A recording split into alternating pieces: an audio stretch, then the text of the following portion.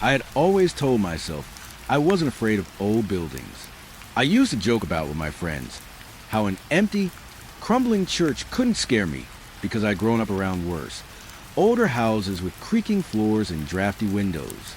But now, standing at the front gates of St. Mark's Church, I wasn't so sure. The night was thick and still, the kind of night that seems to press against your ears, making you notice every tiny sound. Even the wind was cautious, whispering through the gnarled trees instead of rattling their branches like it normally would. I adjusted the flashlight on my belt and stepped through the gate, the gravel crunching under my boots. The church had been abandoned for as long as I could remember. People said it had closed decades ago. Left to rot after a fire claimed the rectory next door. The windows were dark, and the wooden doors looked like they hadn't been touched in years. I had been hired as the night security guard here, mostly to keep trespassers out and prevent vandalism. Easy money, or so I had thought. Inside, the air was thick with the smell of mildew and something else I couldn't name. Something metallic, sharp, lingering. I flicked on my flashlight and moved slowly down the central aisle. Dust motes danced in the beam, catching little specks of light like tiny fireflies trapped in the air. The pews were covered in sheets of grime, and the hymn books sat in decay, their pages curling and brittle. I felt a shiver run down my spine. It wasn't cold. Well, maybe a little, but it was more than that. It was a sense of eyes watching me. Though I knew there was no one there, I shook my head and tried to laugh quietly to myself, a short, awkward sound that didn't really convince me. The first hour passed in slow, almost unbearable silence. My footsteps echoed off the stone floor, the only real sound. I checked the doors, each one locked and seemingly solid, and then the windows, some boarded, some cracked. I tried to keep busy, writing notes, checking security footage, but my eyes kept drifting to shadows that clung to the corners. Shadows that moved just a little too fast, a little too deliberate to be natural. That's when I first heard it, a soft, almost imperceptible creak from above me. I froze listening. The sound came again, faint, like floorboards groaning under weight, but I knew no one could be upstairs. The church had no second floor. Just the wind, I muttered under my breath. My own voice sounded alien, hollow in a massive empty space. I walked toward the source, flashlight sweeping over broken pews and peeling paint. The organ sat in the corner, its keys yellowed and dusty. I had half a mind to press a key, just to prove nothing would happen. But I didn't. The air felt heavier here, like every breath I took was being weighed down by some invisible hand. Then came a soft shuffle from the back of the church. I spun around, heart thumping in my chest. Nothing, just the empty hall. The altar had bathed in shadows. My fingers tightened on the flashlight, knuckles white. The rational part of me screamed that it was nothing. Probably a rat or the wind.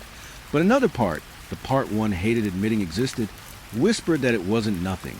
I decided to check the basement. It was the old storage area where they kept records, candles, and who knows what else. The door was small, iron-bound, with peeling paint. As I opened it, the hinges groaned, and the smell hit me like a punch. Damp earth, mold, and something faintly metallic again. I stepped down the stairs, counting each step in my head to calm myself. The basement was darker than the main hall, and my flashlight barely cut through it. Crates and old furniture were stacked haphazardly. As I moved between them, I thought I saw movement, shadows flicking at the edge of my light. I stopped. I waited. Nothing. My pulse was a drum in my ears. I tried to focus on my duties, checking the old boxes, but I couldn't shake the feeling of being observed. Every time I turned a corner, a shadow would stretch longer, or something would whisper just outside my hearing. I wasn't sure if I was imagining it, if the isolation was getting to me, or if there really was something there. I leaned against the wall, taking deep breaths, trying to convince myself I was fine. That's when I felt it, an almost imperceptible brush against my shoulder. I spun, flashlight swinging, and nothing was there. Cold air? My imagination? I didn't know, but my chest tightened, and I had to remind myself to keep breathing. I returned to the main hall. Deciding the basement was no longer safe for me. The church felt different now. Every shadow seemed thicker, every sound amplified. The creaking floorboards sounded like footsteps behind me. I kept walking, pretending I wasn't afraid, even though I felt a bead of sweat roll down my temple. The bell tower caught my eye. I hadn't gone up there before, and something drew me toward it. The stairs were narrow and steep, with splintering underfoot. Each step felt like it might give way.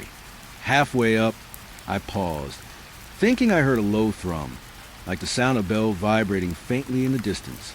I told myself again that it was impossible. The bell hadn't rung in years.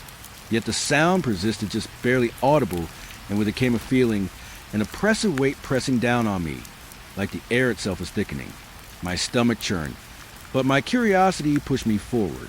At the top, the air was colder, carrying a faint smell of rust and something acrid, almost like smoke. The bell loomed above me, massive and still, and I shined my flashlight over its surface. Nothing moved, nothing changed. Yet the low thrum continued, reverberating through my chest.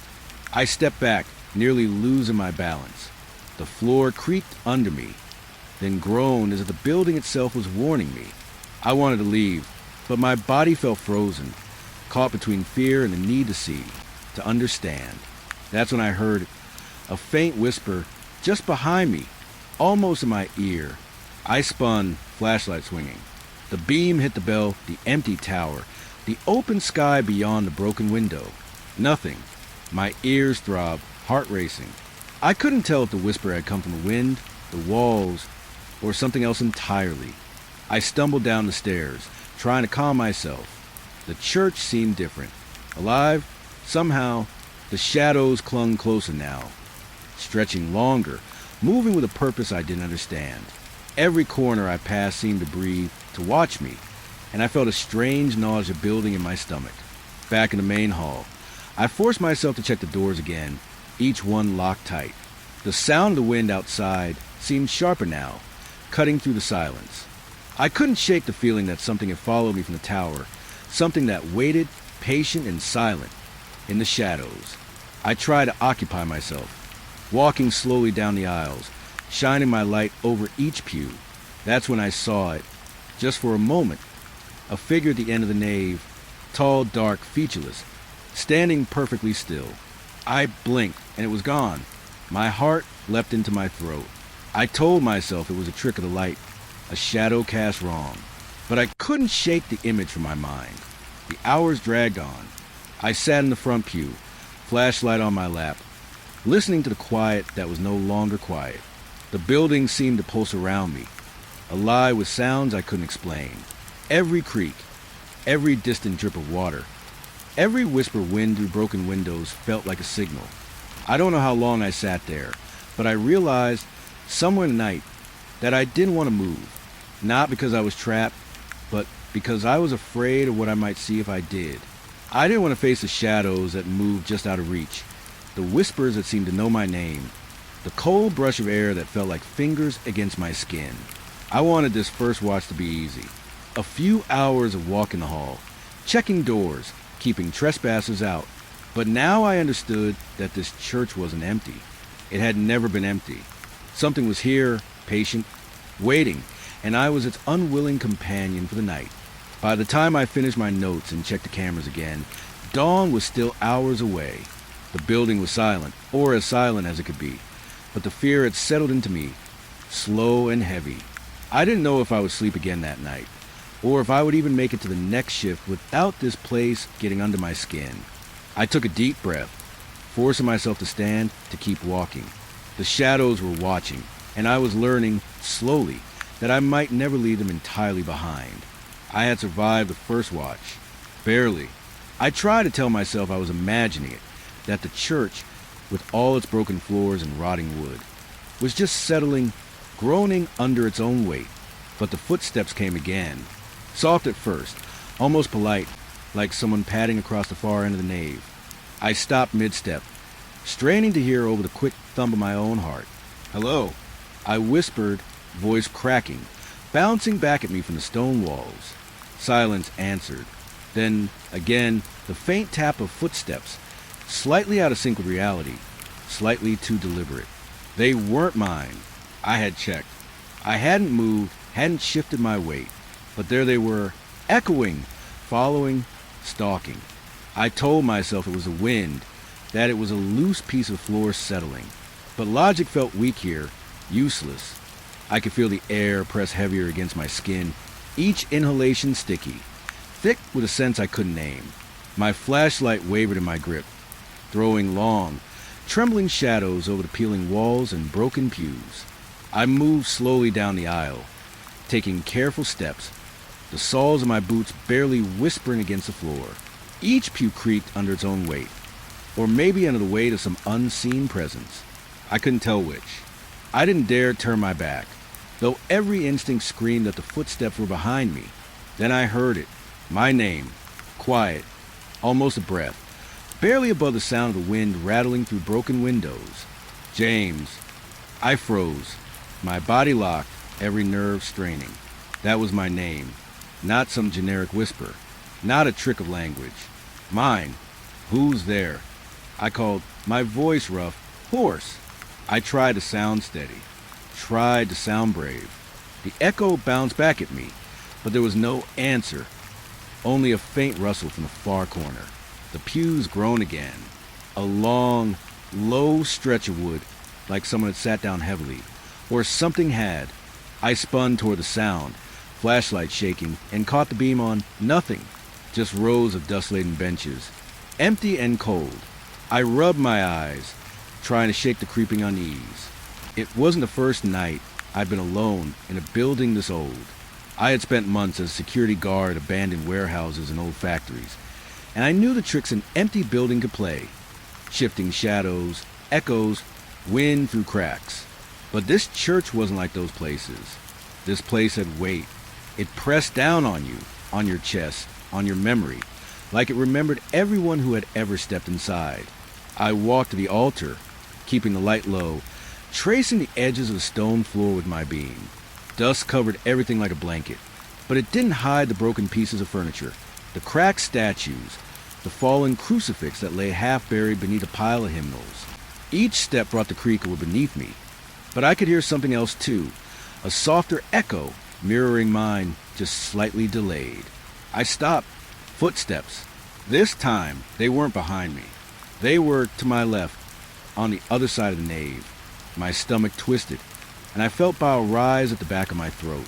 The beam of my flashlight swung slowly, trembling in my hand. Nothing.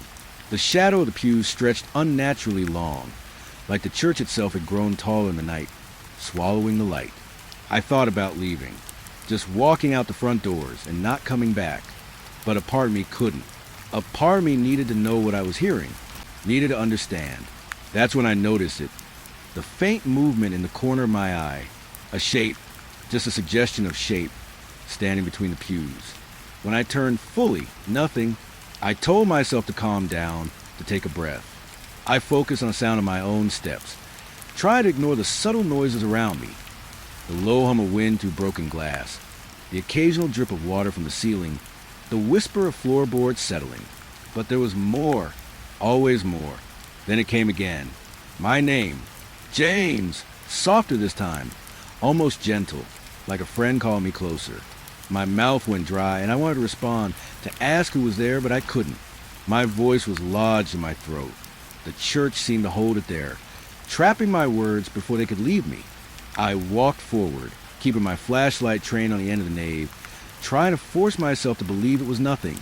But the shadows moved with me. Every time I paused, they stretched, reaching out, hugging the edges of the light. Every step I took, the echoes of my boots seemed heavier, like they were pressing down on the floor themselves. I passed the first row of pews, then the second, and then the third. The air smelled sharper here, like burnt wood mixed with something sour, iron-like, almost like blood. My stomach turned again, and I swallowed hard. The shadows pooled, darker than anything natural, waiting. I thought about the bell tower, about the low thrum I had felt the night before. Maybe the building wasn't empty at all. Maybe it had never been. Maybe every sound, every whisper, every creak was just part of it. A memory of all the people who had walked these aisles long ago, now stuck in the wood and stone. Footsteps again. Closer this time. and with them, a subtle shift in the air. I could feel it brush past me, soft, deliberate, like fingers dragging along my arm, though when I checked, nothing was there. My flashlight wavered. My heartbeat filled my ears. I reached the altar and rested my hands on the edge. Cold stone, but it seemed almost too cold, unnaturally so. I forced myself to look around. Everything seemed normal at first, yet the shadows felt alive, curling along the walls, pooling in corners, creeping toward me without moving.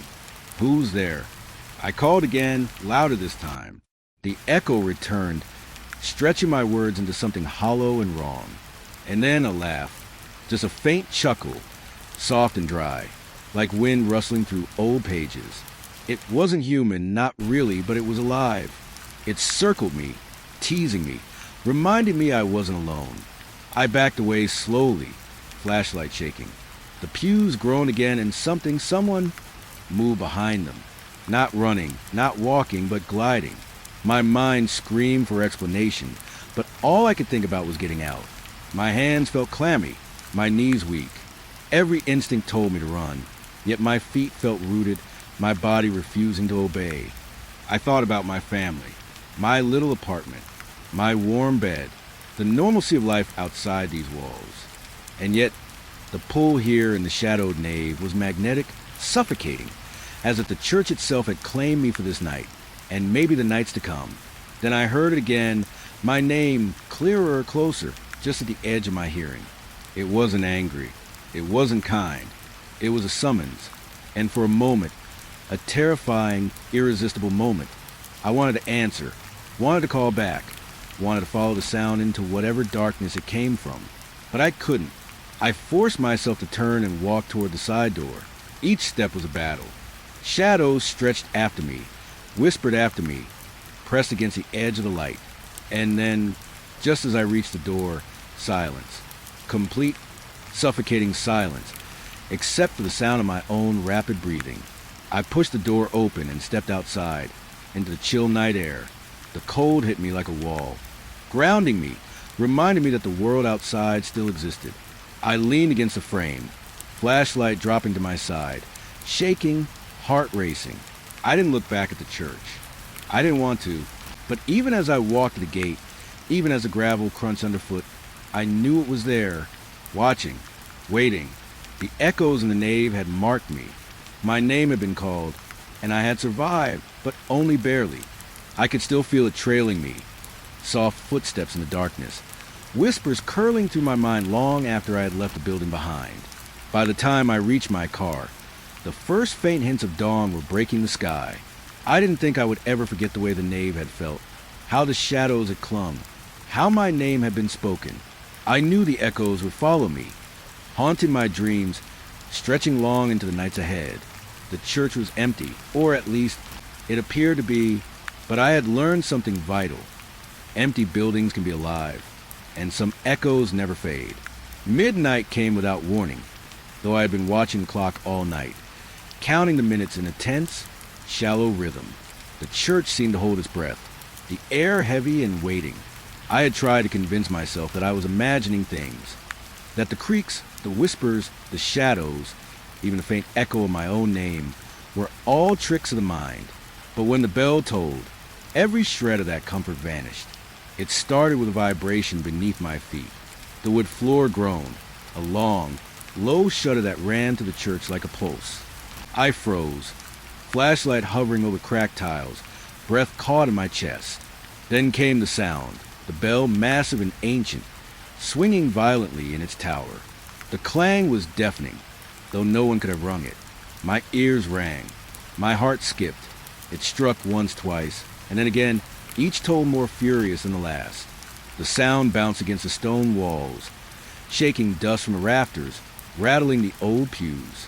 I grabbed at the nearest bench, bracing myself, wishing I could cover my ears. My mouth opened to shout, but no sound came. The echo of the bell filled everything, filled me, until it seemed to vibrate inside my bones. And then I saw them. Shadows, not the soft, shifting darkness of corners, not the long, lazy stretches along the walls. These were different. They moved with purpose, gliding over pews, climbing the walls, pooling beneath the altar.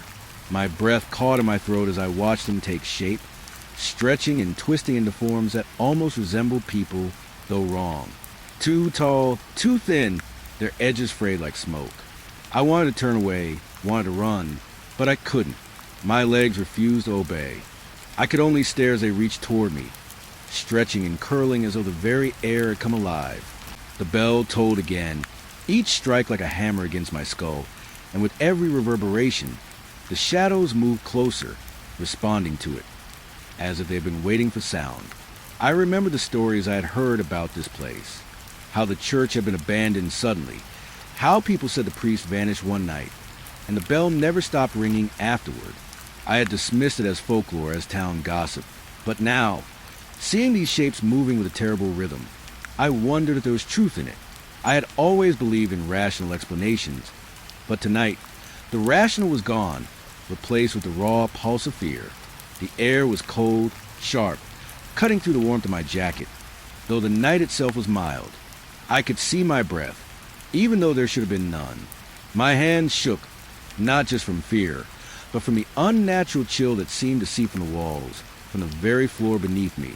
The shadows pressed closer, flowing along the ground, curling around the pews like smoke caught in a draft. I thought of my flashlight, that small circle of light I had been holding like a lifeline. I waved it slowly, sweeping across the nave, and the shadows reacted. They recoiled, stretched, and reformed, always moving, always watching. The church no longer felt empty. It felt alive, aware of me, feeding off my fear, pushing me into some unknown rhythm I could not follow. Then I noticed movement at the far end of the nave, near the altar. One shadow had separated from the rest. It swayed gently, almost like it was dancing to a song I could not hear.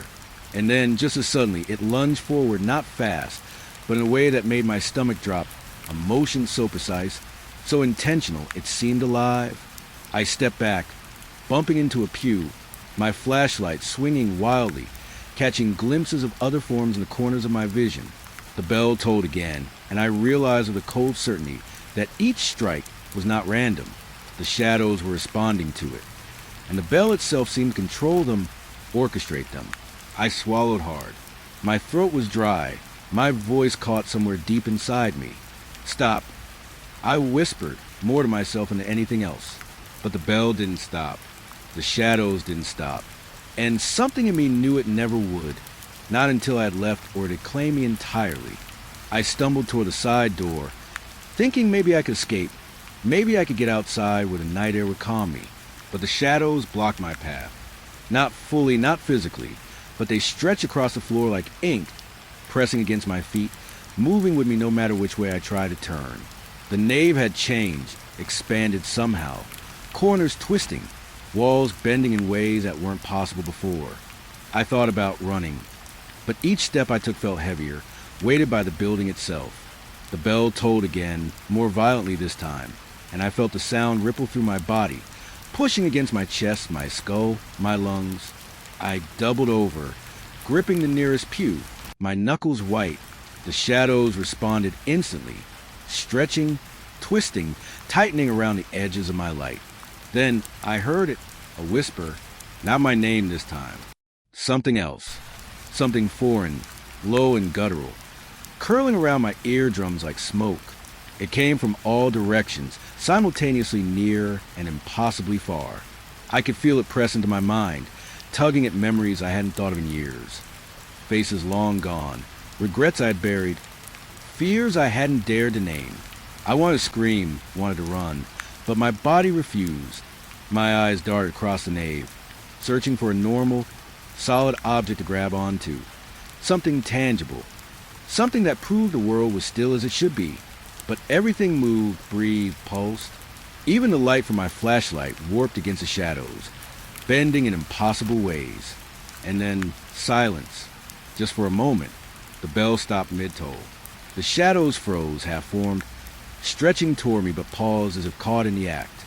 I thought maybe I could move, maybe I could escape. I stepped forward, testing my legs, and the moment my foot landed, the bell tolled again, louder, angrier, and the shadows surged, filling the nave completely, pressing against me from all sides. I dropped my flashlight. The beam skittered across the floor and walls, catching glimpses of forms that no human should ever see. They had faces now, distorted, featureless, yet somehow familiar. I could feel eyes on me, hundreds of them, everywhere, following my every move. Panic clawed at my chest, burning and sharp.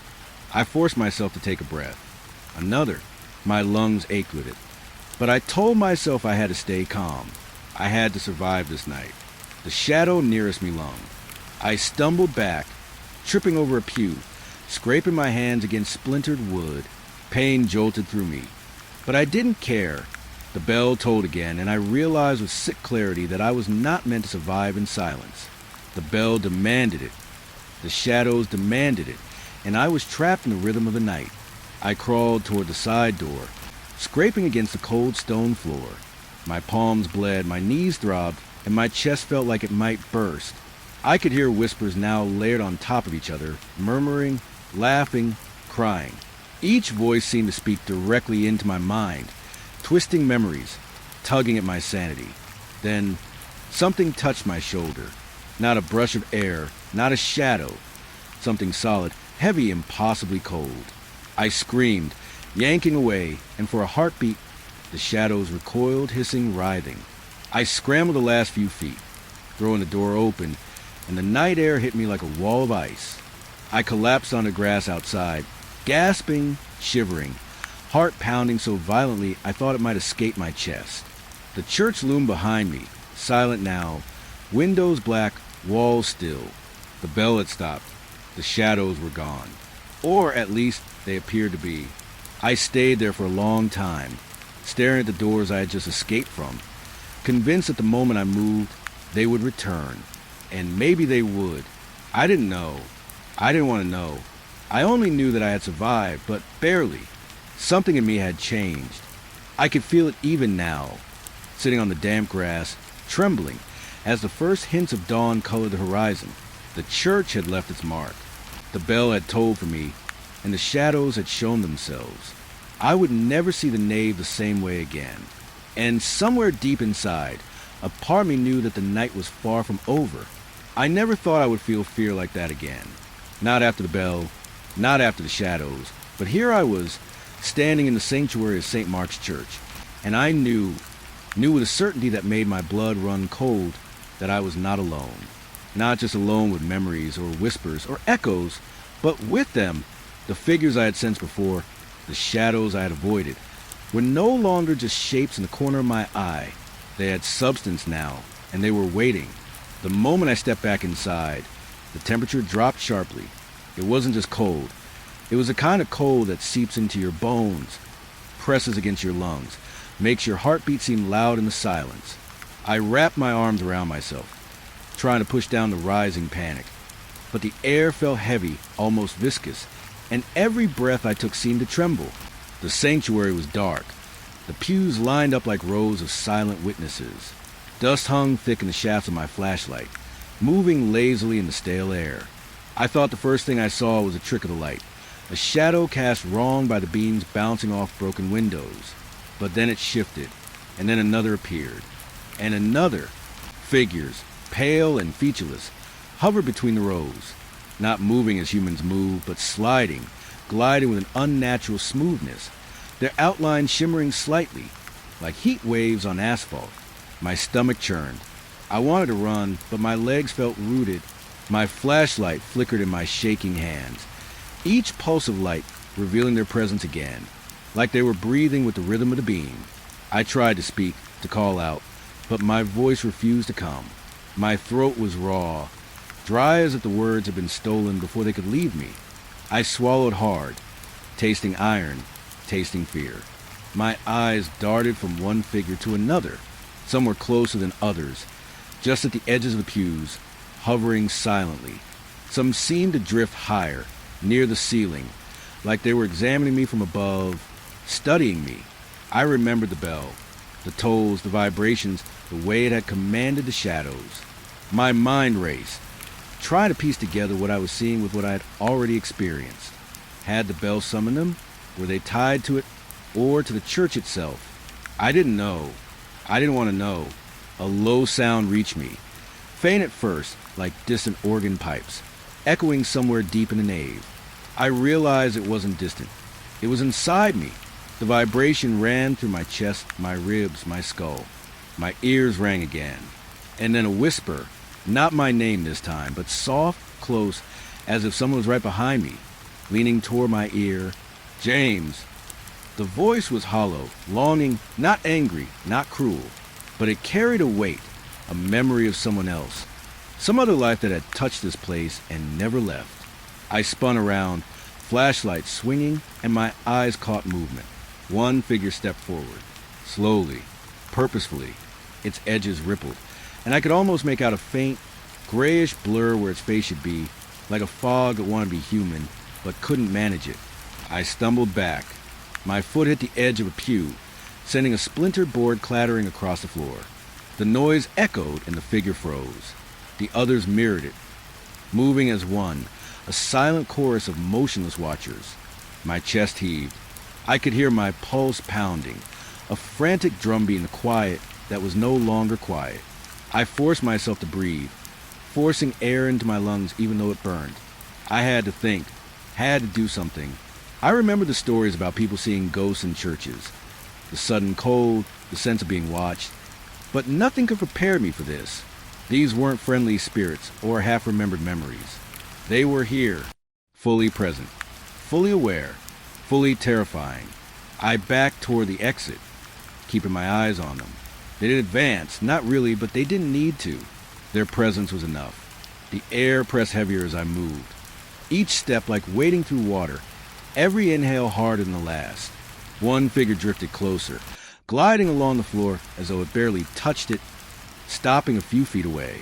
Its outline shimmered, and for the briefest second, I thought I saw a face, a vague suggestion of eyes, a mouth, but it was gone before I could focus.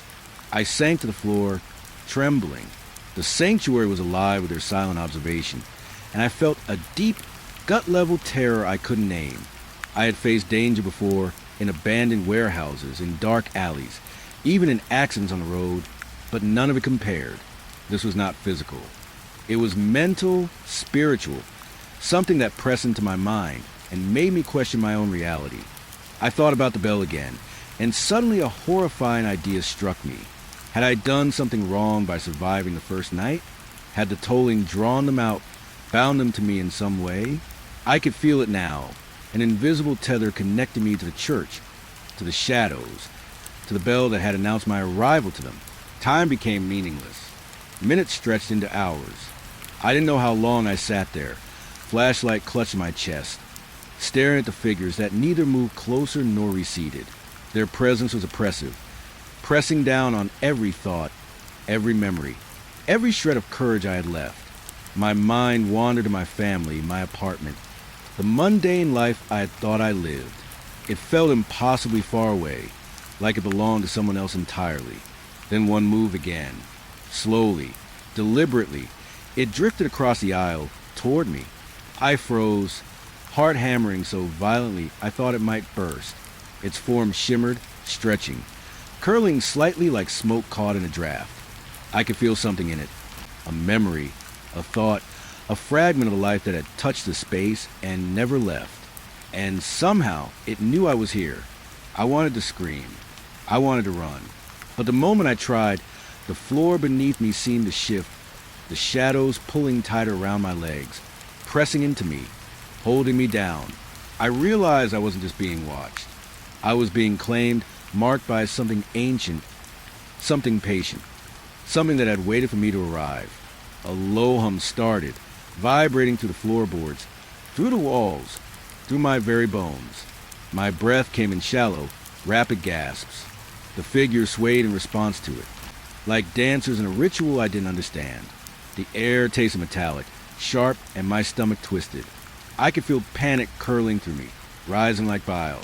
One figure moved closer still, stretching taller, reaching higher. Its featureless face seemed to focus on me. I could feel eyes on me, everywhere, and then the whisper came again, unmistakable, right into my mind. James! I wanted to answer, to say anything, but my voice refused. My tongue felt thick, heavy, like it didn't belong to me. I could feel the tether again, the pull toward the center of the sanctuary, toward the altar, toward the bell. The thought of it made my chest tighten. I didn't want to move. I wanted to disappear, to sink into the floor, to vanish entirely. I don't know what happened next. Time became a blur. I stumbled, I fell, I crawled. The figures followed, gliding, shimmering, pressing into the edges of my vision. Every step, every breath, every heartbeat felt amplified, weighted, like the church itself was conspiring to keep me there. Eventually, I made it to the side door. My hands shook so badly I could barely turn the handle. I threw it open, stumbling into the night air, gasping, coughing, shivering. The cold outside hit me like a physical blow, grounding me, reminding me that the world beyond the church still existed. I didn't stop running until I was in my car, doors locked, engine running, flashlight abandoned on the grass outside. My hand shook violently as I gripped the steering wheel. I couldn't speak. I couldn't move beyond the trembling, the pounding of my heart. My mind replayed the images over and over. The figures, the shadows, the way they had watched me, the low hum, the whisper of my name. Even now, sitting here in the safety of the car, I can feel it. The tether, invisible but unbreakable, pulling at me.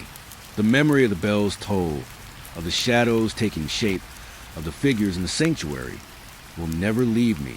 I can close my eyes and see them, faint, featureless, waiting. I can hear the faint echo of the bell in the back of my mind, even when the night is quiet. I survived, barely, but I am not the same. I will never walk through those doors again. I will never enter the nave at midnight. And yet, some part of me knows I am never truly free. The church, the bell, the figures, they have claimed a piece of me, a piece I cannot get back. And I know, deep down, that they are waiting. It started as a dare. Something whispered among my friends after we had finished our usual weekend boredom. Let's check the old St. Mark's Church. One of them said. No one had been inside for decades. The stories about it were half-forgotten rumors, of priests who disappeared, of strange sounds at night, of shadows moving where they shouldn't. But we laughed at them, or at least I tried. I told myself I wasn't afraid. I never was. The church sat at the edge of town, behind a tangled fence, surrounded by trees that had grown wild over years of neglect. As we approached, the sun was low, spilling an orange glow across the cracked windows and splintered doors. The air was already cold, though the day had been warm. My skin prickled as if the church itself was aware of us. We found the side door easily enough, old and rusted. It didn't budge at first, and I could hear the others groaning behind me. I used the heel of my boot to push against the bottom, and finally, it gave with a reluctant creak. I hesitated at the threshold. The darkness inside swallowed the light from outside. My flashlight barely penetrated more than a few feet, and for a moment, I felt the pull of leaving, of running back to the safety of the fading day.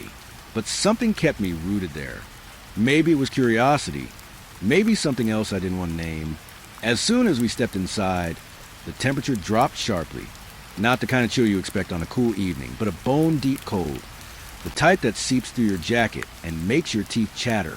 I noticed it immediately. A cold spot just past the doorway, and a shiver ran down my spine. One of my friends laughed nervously and said it must be a draft. I wanted to believe them. I tried to. The interior was worse than I imagined. Dust lay thick across the pews, and the floorboards groaned under our weight. The smell was strong. Damp wood, mildew, and something metallic. Something ancient. My flashlight caught the edges of fallen hymnals, their pages curling yellow with age. Cobwebs hung like banners from the rafters, and every movement stirred them into the stale air. I felt it then, that sense of being watched. Not a casual glance, not the natural awareness you get in a new space. This was heavier, like a presence lingering just beyond sight, following me as I moved. I told myself it was my imagination, that our nervous energy was feeding it, but it didn't feel imaginary. It felt alive. We split up to explore, moving down the central aisle. Each of us tried to pretend we weren't trembling, but every creak of the floorboards sounded exaggerated. every gust of wind against the broken windows like a whisper. I checked the pews, the altar, the old pulpit. Everything seemed normal, yet nothing felt right. Then I noticed the door, a small one at the far side of the sanctuary, partly hidden behind a pile of debris. It was locked tight, not a simple padlock or a rusty latch, but something older, heavier, as if whoever had built it had intended to keep something in or out. I couldn't see what was behind it, and maybe that was worse than any visible horror. My heart rate picked up. I wanted to touch the lock, turn it, see what lay beyond, but a voice in my head whispered that I shouldn't. That instinct was primal, a warning I couldn't ignore. I glanced back at my friends. They were pretending not to notice it, pretending not to hear the faint creaks and whispers the church seemed to make when we moved too close. A sudden cold breeze brushed my face, and I realized I was holding my breath. The air smelled worse near the locked door, acrid, sharp, carrying that metallic scent stronger than anywhere else. I wanted to step away, to leave, but my curiosity rooted me in place. I ran my fingers along the edge of the door. The wood was old, worn smooth in some spots, rough in others. My flashlight beam trembled across it, and for a moment, I thought I saw movement, a shadow that didn't belong to me or any of my friends. My stomach tightened. I blinked, and it was gone. Just a trick of the light. A trick. I told myself that firmly. Footsteps echoed from behind me, though my friends were elsewhere in the room. I spun around, shining the light, but the space behind the pews was empty. My chest thumped painfully, each beat loud in the silence. I felt sweat prickle my neck, though the cold should have kept me shivering. I could feel the eyes on me. The sense of being watched had grown stronger. I knew I wasn't alone. I didn't know what it was, but something was here. Something that didn't belong to the world outside these walls. One of my friends called my name, voice shaky, breaking the spell. I jumped, trying to convince myself that I wasn't imagining anything, that maybe it was just nerves, just the old building reacting to our presence. But I couldn't shake the feeling that the door was more than a door, that the lock was more than a lock, that whatever was behind it wanted to stay hidden and didn't want us here. I looked around the sanctuary again. The shadows in the corners seemed darker now, stretching closer to us. I could feel the air thicken, the way it sometimes does just before a storm breaks. I wanted to leave, yet my feet refused to move. I wanted to run, yet I was drawn toward the door, toward whatever secret it held. The floorboards creaked again, soft but deliberate, not under anyone's weight. I froze. My friends laughed nervously, trying to cover their own fear. I tried to tell myself it was a rat or a loose piece of wood, anything that could have caused it naturally. But the sound came again, just as deliberate, just as soft, and this time it was closer. I swallowed hard. The metallic smell was stronger now. My hands shook, not just from the cold, but from a rising sense of dread that coiled in my stomach. The door seemed to pull slightly in the flashlight's beam, though I knew that was impossible. The light flickered, and when it steadied, I could have sworn I saw the shadow again, lingering just behind the lock. I stumbled back, heart pounding. My friends noticed and started calling my name again. I couldn't answer, couldn't tell them what I felt, what I saw. The presence pressed on me, heavy and unyielding, and I knew that whatever it wasn't waiting for us to leave. It was waiting for us to see. We tried to move away, but the sense of being watched didn't let up. I could feel it in the back of my neck, crawling over my skin, a shiver that had nothing to do with temperature. I realized then that the church wasn't just a building. It was alive, in a way I couldn't understand. It remembered. It waited.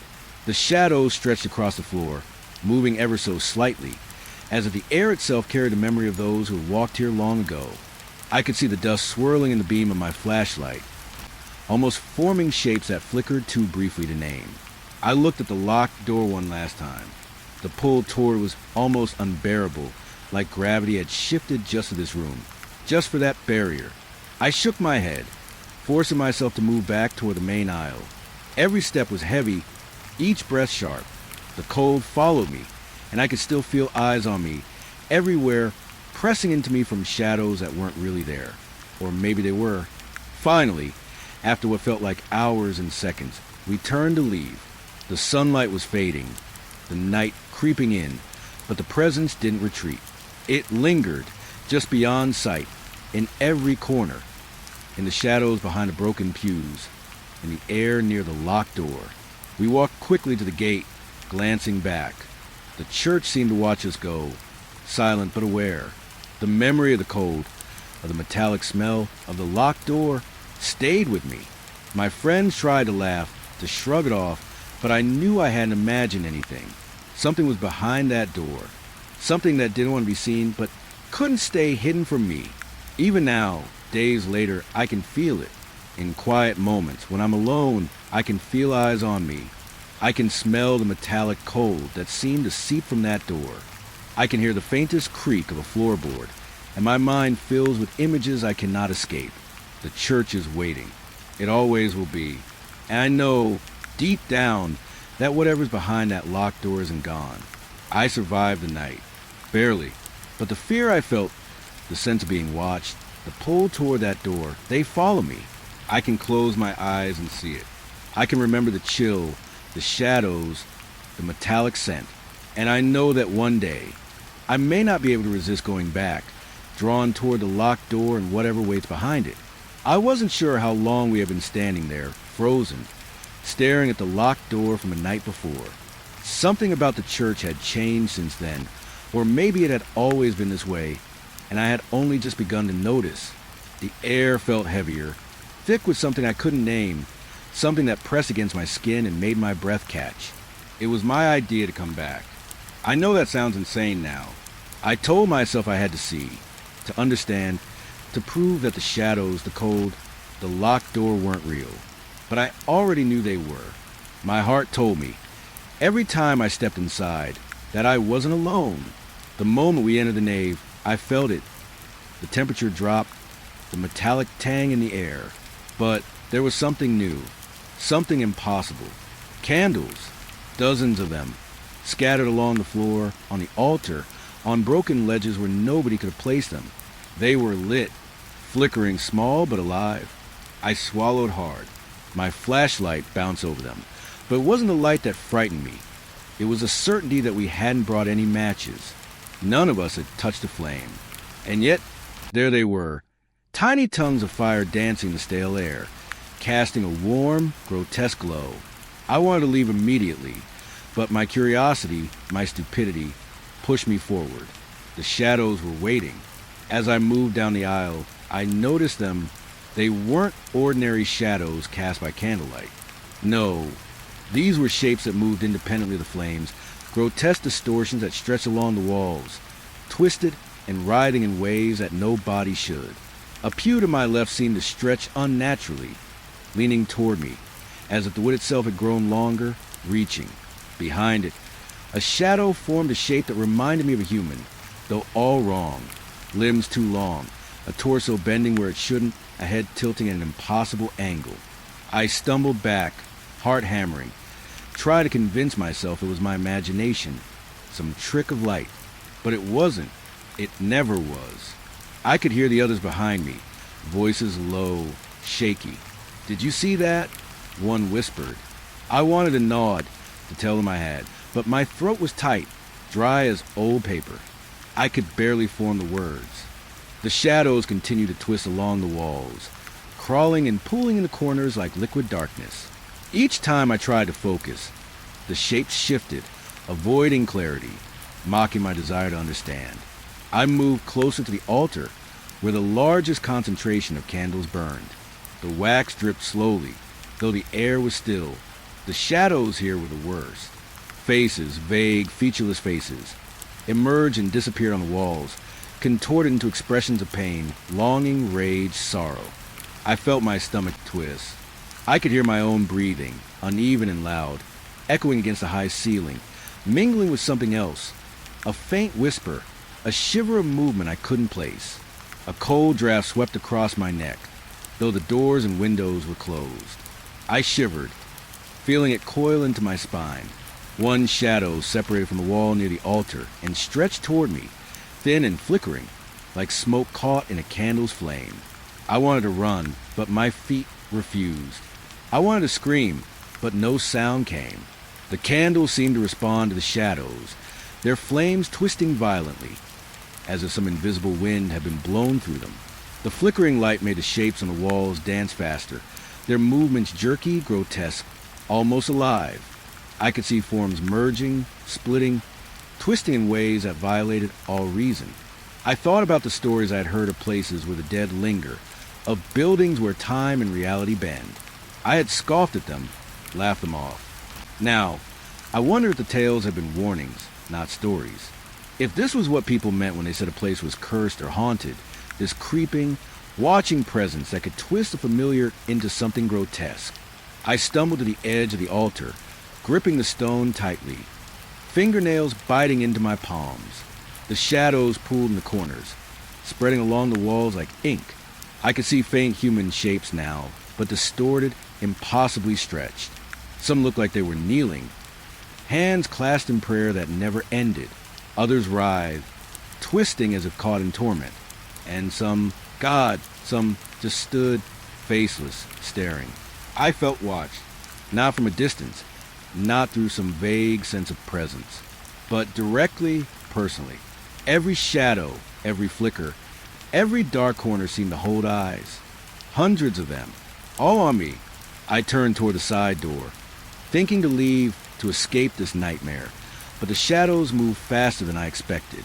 They blocked my path, flowing over the floor, climbing along the walls, stretching across the beams above.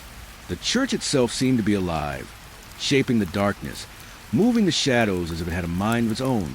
The whispers started then, soft, nearly imperceptible at first, like the rustling of paper or the faint scraping of shoes on stone. But they grew, layering on top of each other, murmuring words I couldn't understand.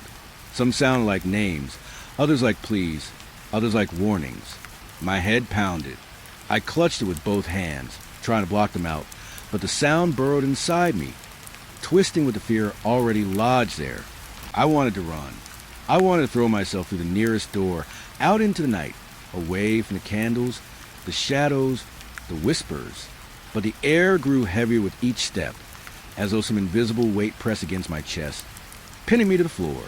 My limbs felt sluggish, my legs leaden. I realized with a sick certainty that the church wasn't letting me leave. Not yet. One shadow separated from the rest near the pulpit, stretching toward me. I saw it clearly in the flickering candlelight. Its form was tall, thin, almost skeletal, with elongated limbs that bent where they should not. Its face, if it could be called that, was blank, a pale smear that seemed to shift every time I tried to focus. And then, impossibly, it smiled. My stomach turned. I couldn't move, couldn't speak. The figure drifted closer, not fast, but deliberate in a way that made my skin crawl.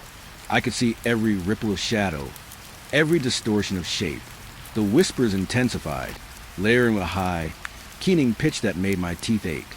I backed toward the altar, bumping into the stone with a painful thud. My flashlight fell to the floor, rolling and bouncing across the tiles, throwing brief, erratic light across the room. The shadows danced with it, growing taller, merging, splitting, forming grotesque, impossible shapes that defied logic. I felt like the floor beneath me had become fluid, that the walls had moved closer, that the church itself was breathing. The others screamed, voices sharp, panicked, but I couldn't answer. I couldn't move. I was frozen, trapped by the combined weight of fear and awe, paralyzed by the certainty that something ancient and patient was watching, waiting. Then, as suddenly as it had begun, the shadows pulled back slightly, receding into the corners, merging with the darkness. The whispers faded, leaving only the hiss of the candles and the occasional groan of old wood. My chest heaved, lungs burning, legs trembling. I forced myself to bend down and pick up the flashlight, clinging to the small circle of light like a lifeline. I didn't speak. My friends didn't speak. We just moved, slowly, carefully, toward the exit. The flickering candlelight threw grotesque shapes across the walls, and though the shadows were no longer fully formed, the sense of being watched remained. The church seemed to pulse with it, a living memory pressing on us, reminding us that we were intruders. Outside, the air was warm compared to the chill we had left behind. I tried to laugh, tried to shake it off as nerves, as imagination, but I knew we hadn't imagined it. The church, the candles, the shadows, they were real, not real in a way that made sense, but real enough to have marked us. Even now, I can feel the weight of it. The flickering shadows, grotesque and impossible, follow me in memory. I can smell the metallic tang, taste the cold, hear the faint whispers if I concentrate too hard. The church didn't end when we left. It lingers, waiting, watching, and I know deep down that one day I will go back. We hadn't planned to stay long. After the shadows, after the flickering candles, a part of me knew we should have left immediately. But curiosity, stupid, insistent curiosity, pushed us further into the church, deeper into the nave where the light from our flashlights barely reached and the air felt thick enough to choke on. At first, nothing seemed different. The candles we had noticed the night before were still there, flickering weakly, dancing like nervous flames. I stepped carefully between the pews, scanning the walls, scanning the corners, trying not to think about the grotesque shapes I had seen before. My friends whispered nervously behind me, but I could feel them glancing at me, gauging my reactions. I wanted to appear fearless. I wanted to believe this was just an abandoned church. Then it happened.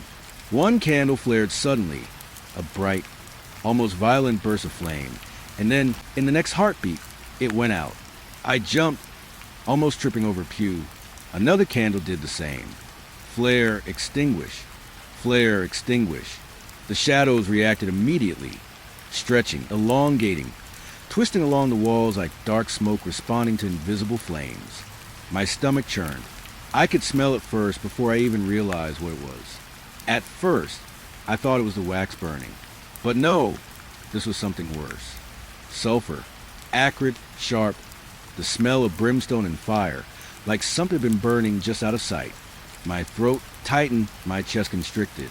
I swallowed hard, trying to make my breathing even, but it came in ragged gasps. "Do you smell that?"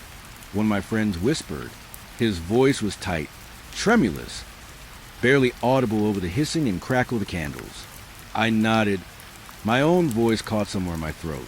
The air seemed to thicken around us, heavier, hotter, even though the temperature had been cold just moments ago.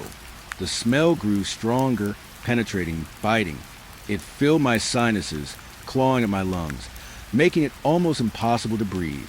I felt lightheaded, nauseous, my legs threatening to buckle under me. The shadows shifted again. Not lazily, not like before. They moved with purpose, pulling along the walls, stretching toward us, reacting to flames, to the smell, to our presence. One shadow separated completely from the wall near the altar. It hovered in the center of the nave, twisting and turning, expanding and contracting, almost breathing in rhythm with the pulses of fear in my chest. I wanted to step backward, but the floor beneath me felt uneven, almost liquid. My boots scraped against the tiles as I tried to retreat. But every step seemed heavier, slower, as if the church itself was resisting my movement. The sulfur smell intensified. My stomach rolled violently. I pressed my hands to my mouth, trying to block it, to block everything. Then a sudden flare of flame erupted from one of the candles near the pulpit, brighter, hotter, as if it had ignited from nowhere. The smell of ash mixed with sulfur, and I gagged, stumbling backward into a pew. The shadow near the altar reacted instantly, stretching upward, forming something almost human in shape. A face emerged, pale and featureless, yet somehow full of malice, staring directly at me. I screamed. I don't know why I thought it would help. My voice echoed off the walls, mingling with the hissing of the dying candles in a low, almost imperceptible whispers that had begun again. They were faint at first, like the rustle of dead leaves, then grew louder, overlapping, layering into words I couldn't understand, phrases that seemed half-formed, torn from some memory I didn't have. Run. I mouthed to my friends, my hand shaking so badly that I could barely point toward the exit. I stumbled over the edge of a pew, almost falling, the sulfur thick in my nose, burning my eyes. The shadows reacted instantly, coiling along the walls, pooling into the corners, moving faster than I could comprehend. One of my friends tripped behind me. a harsh curse escaping his lips. I turned just in time to catch a glimpse of a shadow reaching toward him, not with arms, not with hands, but as if the darkness itself had substance, flowing and curling to grab him. He scrambled to his feet, eyes wide, mouth open, and ran after me. The candles flared again, one by one, and then died, leaving the church in near-complete darkness, except for the weak beams of our flashlights. The shadows didn't retreat. They grew. They flowed toward us, stretching across the floor, pooling near the exit as though the church was hurting us, corralling us into some unseen trap. I could feel the weight of the air pressing against me. Every breath was a struggle. My limbs felt heavy, my vision swimming. The sulfur smell clawed at my lungs, and I realized with horror that I couldn't stay, couldn't think, couldn't fight. Survival was the only option. Move! I shouted, voice cracking. We bolted toward the side door, stumbling over debris, knocking over broken pews, ignoring the splinters that cut into our hands and knees. The shadows swirled, reaching, grasping, yet never quite touching us directly. It was worse than being attacked. It was the certainty that they wanted us, that they could have stopped us if they wanted, that we were nothing but prey in a space that had long since forgotten mercy. The sulfur smell followed us, relentless, searing, filling the church with the promise of something waiting, something alive. I could hear it in my ears, smell it in my lungs, feel it in my skin. It pressed against me, crawling up my neck, tangling in my hair, coiling around my chest. My heart pounded so violently I thought it might burst. The door was close now. My hands shook as I reached for the handle. My flashlight slipped from my grasp, rolling across the floor and casting brief, erratic beams over the shadows that seemed to dance, ripple, and twist in response. One shadow surged toward the light, and I saw a face, more defined than before, grotesque, stretched unnaturally, mouth open in a silent scream. I stumbled back, nearly losing my balance. The sulfur smell burned my throat, my vision blurred, tears streaming from my eyes as panic overtook reason. I yanked the door open and threw myself outside, the night air hitting me like a wall, breaking the oppressive weight that had held me. My friends spilled out after me, gasping, coughing, their faces pale, eyes wide.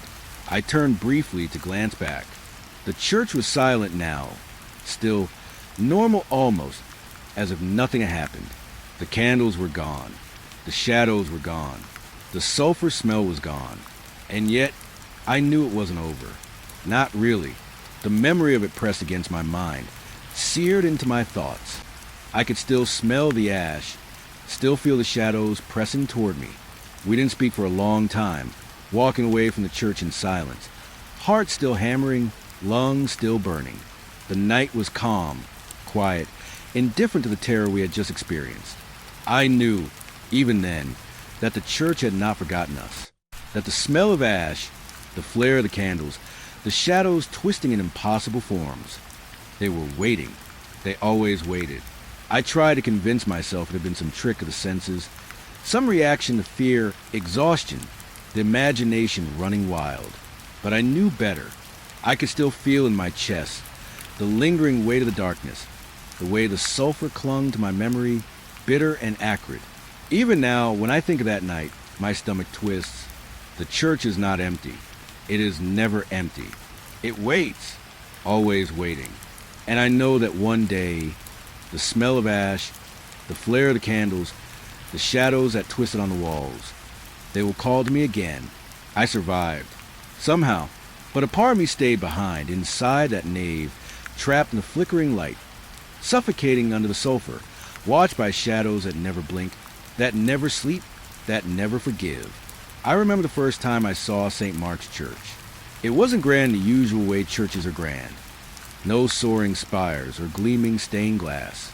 Instead, it leaned against itself, stubborn and forgotten, like a memory that refused to fade. I had been drawn here not by stories or dares, but by music, by the idea that in abandoned places, sound lingers longer, echoes differently. Notes hang in the air, waiting to be found again. The sun had already dipped low, spilling a last thin orange light over cracked windows. The doors were sagging on their hinges, wood weathered and rotting, paint peeling in long vertical strips. I ran my hand across one of the panels, feeling the grooves, the rough texture, and a shiver ran down my spine. The place smelled old, damp, a mixture of mildew and something metallic, something I couldn't quite place. I had my guitar case slung across my back, light enough, but it felt heavy against the weight in my chest. There was a sense here I couldn't shake, a subtle vibration in the air, like the building itself had been listening for decades and now finally heard me coming. I tried to laugh it off, whispering to myself that I was imagining things, that I'd been cooped up in the city for too long. But even as I said it, I felt the shift in the air, a barely perceptible change, as though the very walls had held their breath. Pushing the doors open, I stepped inside. The floorboards groaned beneath my feet, protesting the intrusion. Dust rose in lazy clouds around me, catching the last light of the day, and I coughed, shaking my head. I didn't have to play yet. I didn't have to touch a single string. Just standing there, I could hear it. It was faint at first, almost like the wind or the settling of old wood. A note, high, delicate, almost a whisper. I froze, straining my ears. There was again, a single note, lingering, wavering, as if someone had struck it on a piano long ago, and the sound refused to leave. I laughed quietly, shaking my head. Of course there was no piano. The church had been empty for decades, and yet the note returned, fragile, persistent. I moved further in, my footsteps careful, deliberate. Each creak of the floorboard seemed amplified in the quiet, mingling with that lingering note. It was almost melodic now, faint but unmistakable, like the echo of a song the building had never forgotten. The nave was vast, though dust and decay had filled it with shadows and debris. Pews leaned at odd angles, some broken, some entirely missing. I ran my fingers along one of the wooden backs, tracing the carvings long eroded by time. My flashlight caught glimpses of scattered hymnals, their pages yellowed, curling, some torn entirely. And through it all, that note floated, lingering in the air, like it had been waiting for me. I set my case down and crouched near the altar. The floor was littered with wax drippings, the remnants of candles long since burned out. I could feel the history here, thick, palpable. It pressed against my skin, curling around my thoughts. I felt like a trespasser, and yet like a visitor invited to witness something sacred. The note became two notes, then a small progression, rising and falling as if played by invisible fingers across some phantom keyboard. The sound was delicate, fragile, but it carried weight. It was sorrowful, haunting, the kind of music that makes your chest ache without explanation. I pressed my hands to my ears, trying to reconcile it. There was no instrument. Nothing in the room could have made this sound, and yet it persisted, weaving through the air like smoke. I wanted to leave, but I couldn't. The sound pulled me in, and I felt a tremor in my chest, a longing I couldn't name. I imagined someone sitting at the altar long ago, playing softly, deliberately, notes that refused to fade. And maybe, in a way, they hadn't. Maybe this place was a vessel for memory, for music, for souls that lingered long after the body had left. I opened my guitar case, my hands trembling slightly, and ran my fingers across the strings. I didn't strum, didn't pluck a note yet. I just felt the weight of the instrument, the familiar tension beneath my fingertips. And then, impossibly, the notes in the air shifted. They harmonized, just slightly, just for an instant. It was as if the church itself was acknowledging me, testing me, drawing me in deeper. A draft swept through the nave, chilling, though all the doors and windows were closed. The note, or the notes, quivered, stretching, bending. I swallowed hard, feeling my pulse in my throat. There was a presence here, subtle but undeniable. I wasn't alone, and I hadn't been alone for a long time. The music, the notes, the lingering harmonies, they weren't just echoes. They were alive. I tried to steady my breathing, tried to convince myself that I was imagining things, that my mind was playing tricks on me after long nights of practice and isolation. But then the notes changed again, falling lower, darker, almost sorrowful, like a warning. I could feel the vibration in the floorboards, soft, almost imperceptible, but enough to make my chest tighten. I glanced around, shining my flashlight over the room. Shadows clung to corners, stretched along the walls. The decay of the church was undeniable, yet there was a sense of purpose here, a lingering attention that followed my every movement. Each flicker of light revealed more decay, more brokenness, but the music persisted, threading through it all, defying time and logic. I sat down on a broken pew, placing my guitar on my lap. I wanted to play, wanted to respond, wanted to interact with this strange, lingering presence, but my hands were unsteady. The notes in the air were too delicate, too ephemeral, like trying to catch a breath of wind in your palm. I didn't want to break it, didn't want to shatter whatever memory, whatever echo I had stumbled into. And then, faintly beneath the melodic notes, I heard something else, a murmur, a whisper, low, almost inaudible. I couldn't make out the words, but it wasn't random. It was deliberate, patient, expectant. My pulse quickened, the sulfuric tang of old wood, dust, and something I couldn't name filled my nose. I shivered, instinctively, though the air wasn't cold. I realized then that the music wasn't the only thing lingering. Presence lingered too. Something intangible, something patient, something that had been waiting for me. The notes were a signal, a lure, and I had walked right into it. I tried to rise, to take a step toward the altar, to find the source, but my feet felt heavier, reluctant. The room seemed to stretch around me, shadows deepening, shapes flickering just beyond the reach of my flashlight. I wanted to flee, wanted to escape the invisible eyes that were watching, but my body refused. It was like the church had anchored me here, insisting I bear witness, demanding I listen. The music shifted again, faster now, more urgent. Notes clashed briefly, then resolved into something almost human, almost plaintive. My chest tightened, breath coming in short, ragged gasps. It was beautiful and terrifying. I realized with a sick twist that the melody was not meant for comfort.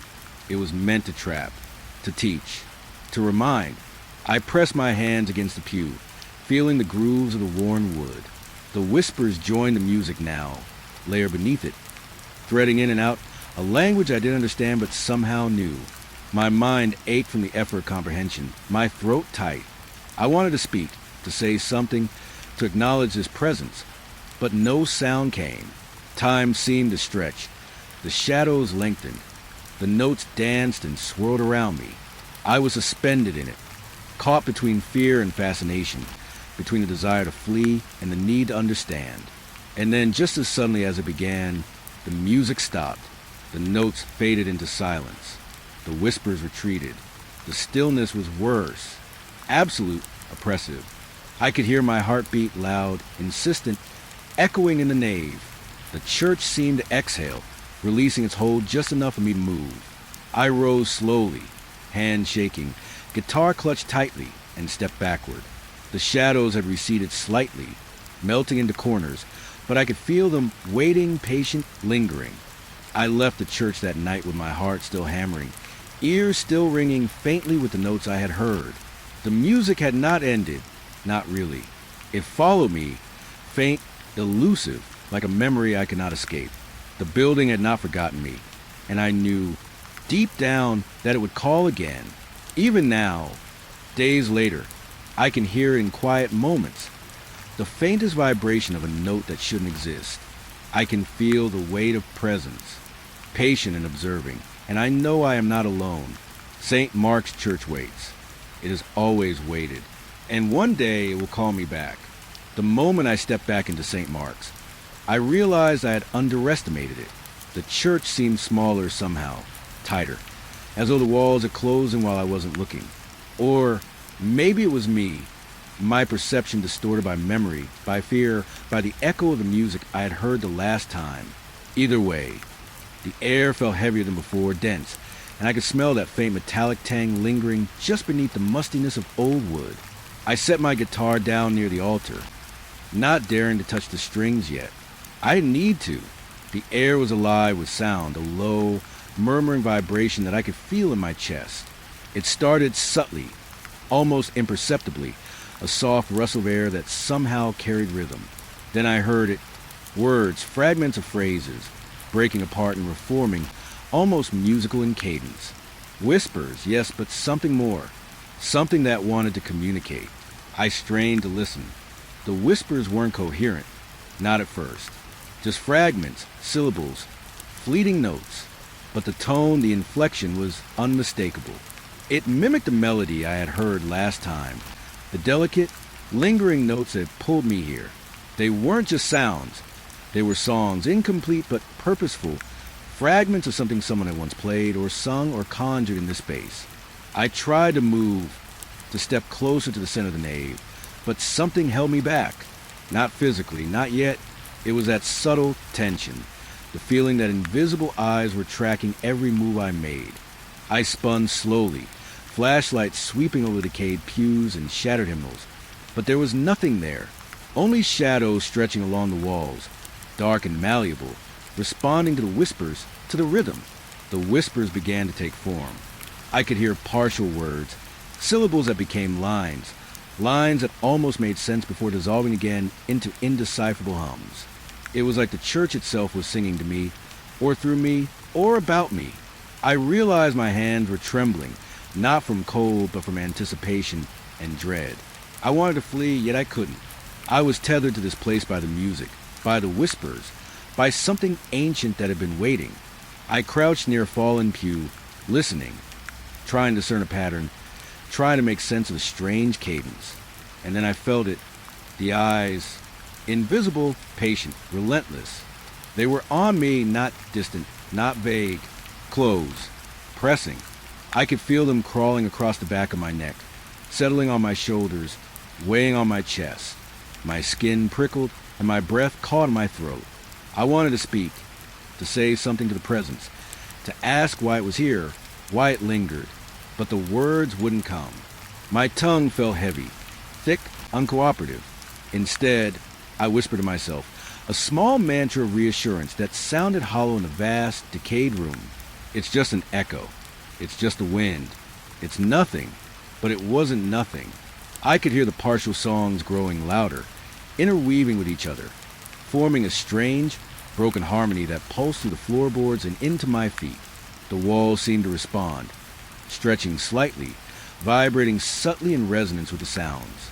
I felt the building's heartbeat, slow and deep, matching my own. And then I saw it without meaning to. A shadow detached itself in the corner of the nave, tall and thin, moving in a way that defied logic. Its edges shimmered, wavering between solid and insubstantial. It didn't approach yet. It merely observed, tilting a featureless head, and I felt a chill run through me so sharp it stole my breath. I blinked, and it flickered, disappearing behind a column, yet I knew it had not left. The whispers shifted again, becoming more melodic, more insistent. They threaded around me, curling like smoke, weaving through the broken pews, sliding along the walls. I tried to follow the sound, to track the direction, but it was impossible. The church had no corners anymore, no clear path. Everything stretched, twisted, moved as though the space itself were alive, guiding the sound, guiding me. I pressed my hands against my ears briefly, trying to shut it out, but the partial songs found their way in, creeping into my thoughts, burrowing beneath my skull. I recognized fragments of tunes, ancient, unfamiliar, yet hauntingly poignant. Notes that should not have existed in the physical world pulsed in my mind, as if remembering something my conscious self could not. Panic started to rise, subtle at first, then insistent. My heartbeat thudded in my chest, too loud, too aware. The eyes, always the eyes, had not moved from me. I could feel them tracking, measuring, testing. Each shadow along the walls seemed to twitch in response to my fear, stretching just slightly more, growing darker, almost viscous in appearance. I stumbled toward the altar, desperate to make sense of the voices, desperate to anchor myself to something real.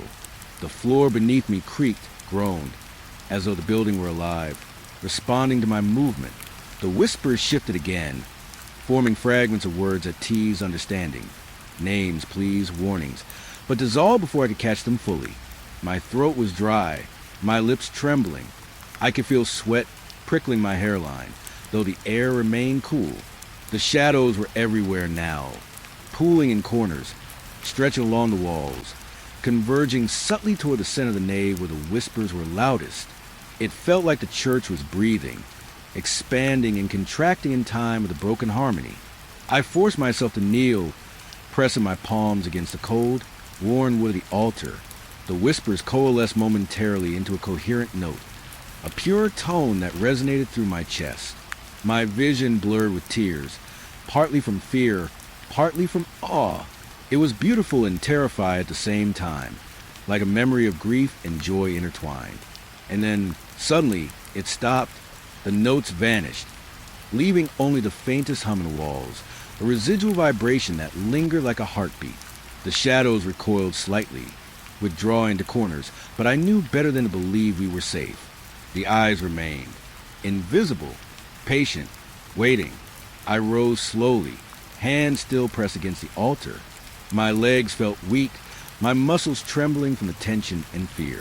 I glanced around the nave, taking the decay, the broken pews, the faint traces of candle wax long since melted. Everything appeared still, normal even, but the knowledge of what I felt lingered, pressing against my mind. I realized with a chill that the voices had marked me, not physically, not visibly, but internally, indelibly. The partial songs, the whispers threading through the walls, the sensation of being watched. They had become a part of me, a part one could neither deny nor escape. A sudden gust of wind stirred the broken pages of hymnals on the floor. I shivered, glancing over my shoulder. No one was there, yet I could feel the weight of presence again, as if the church itself had leaned closer, observing my every motion. I wanted to leave, to flee into the night, but my body refused to move quickly. Fear had its own inertia, slow and creeping, rooted in awe and terror simultaneously. I picked up my guitar finally, the familiar weight grounding me slightly. I strummed a single chord, tentative, almost apologetic. The sound reverberated through the nave, simple and human, and for a heartbeat, the shadows hesitated. The whispers wavered. Then, as if deciding I had tested too far, the partial songs returned, overlapping with my note, haunting and fragmented, pulling me into the web of sound once more. I backed toward the doors, each step deliberate, careful. The shadows followed, stretching along the walls, subtly shifting, guiding, corralling. The whispers threaded around my ankles, teasing, curling, impossible to escape.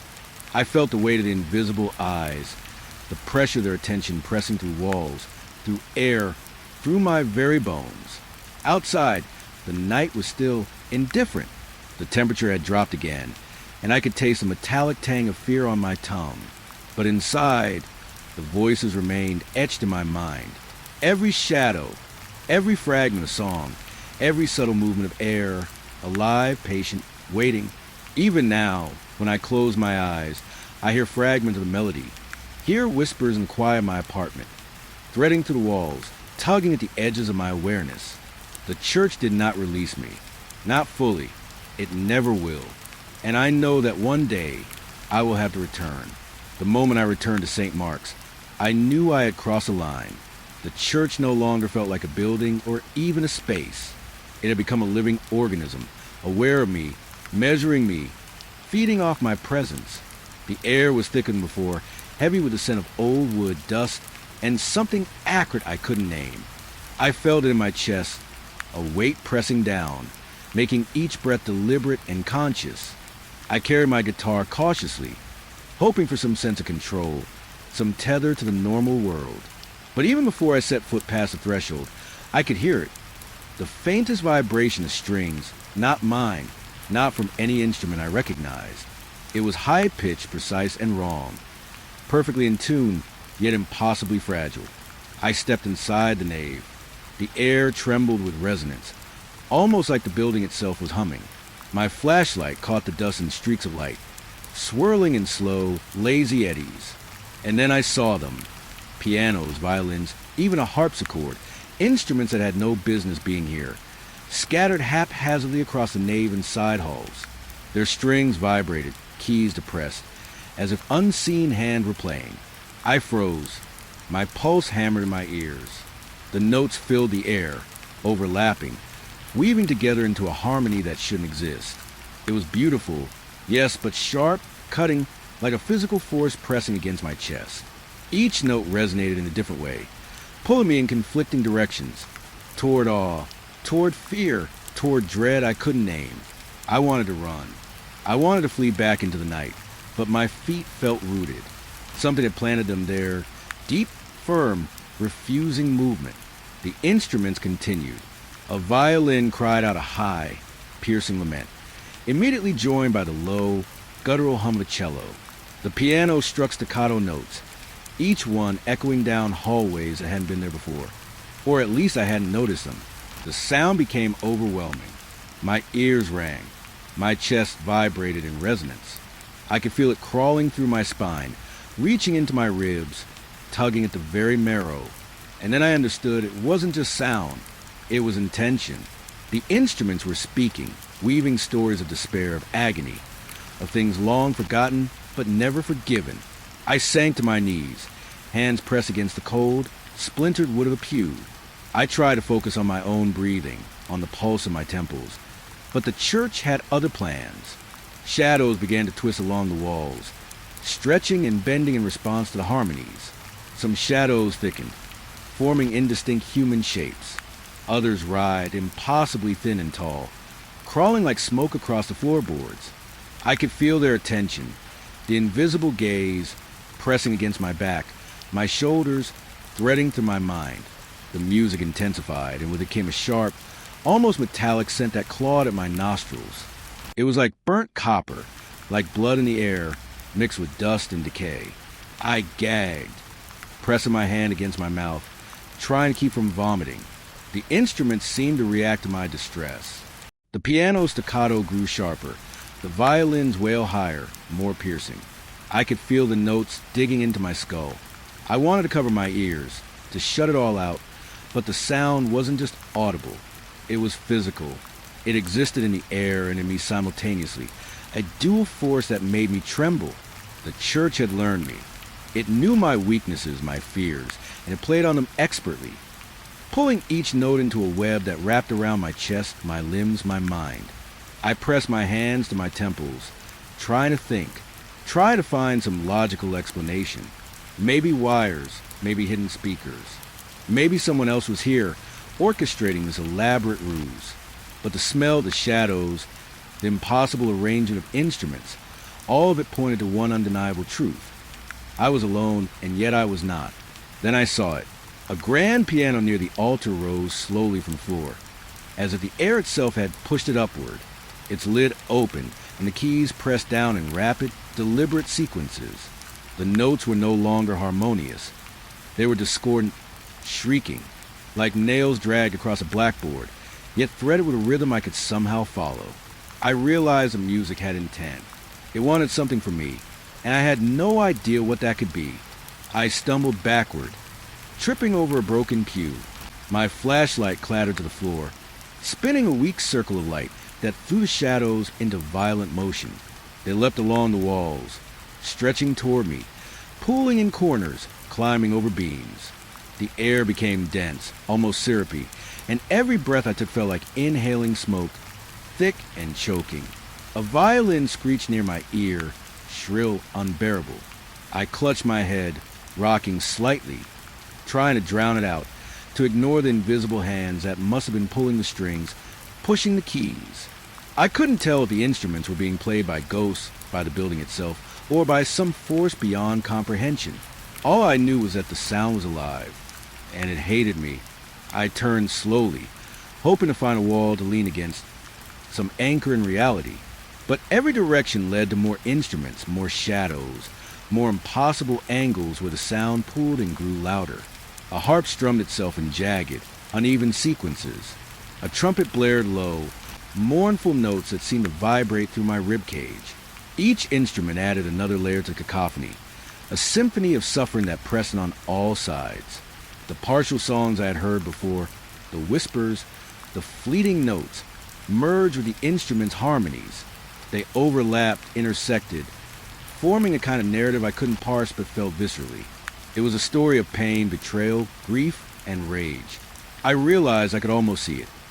Shadows coiling around invisible figures, bending under the weight of memories long past, each note representing a soul trapped, screaming silently into the walls. I tried to leave. I really did. I backed toward the exit, but the instruments shifted as if aware of my intent. Violins leapt higher in pitch, the piano hammered lower, and the harp strings snapped one by one. The walls seemed to pulse with the music, extending slightly, corners bending to contain me. The shadows responded instantly, thickening, coiling like smoke, forming walls I could almost feel pressing against my skin. The eyes. I could feel them again, invisible and omnipresent, watching, judging, anticipating. I wanted to turn, to run blindly into the night, but something kept me rooted. Fear, yes. Awe, yes. But something else, a compulsion I could neither name nor resist. The notes demanded I stay, demanded that I listen, demanded that I witness. I sank to the floor again, covered my ears, trying to survive, trying not to lose my mind. The pain in my head was sharp, relentless. Each note seemed to pierce, like tiny daggers embed themselves in my skull. The smell, sulfur, metallic, burnt wood grew stronger, filling my lungs, burning my throat. I could feel my pulse hammering, veins thudding with a rhythm that almost matched the music. Then, abruptly, it stopped. Silence, heavy and complete, descended. My head spun. My knees shook. The shadows melted into corners. The instruments lay inert, as if nothing had moved, as if nothing had played. I could still hear in my mind, though. The notes, the pain, the story of countless unseen entities playing out in the air around me. I stood slowly, trembling, guitar clutched tightly against my chest. The church appeared normal once more, dusty, decayed, abandoned, but I knew better. The music had left its mark on me. Its echo lingered in my bones, in my nerves, in my breath.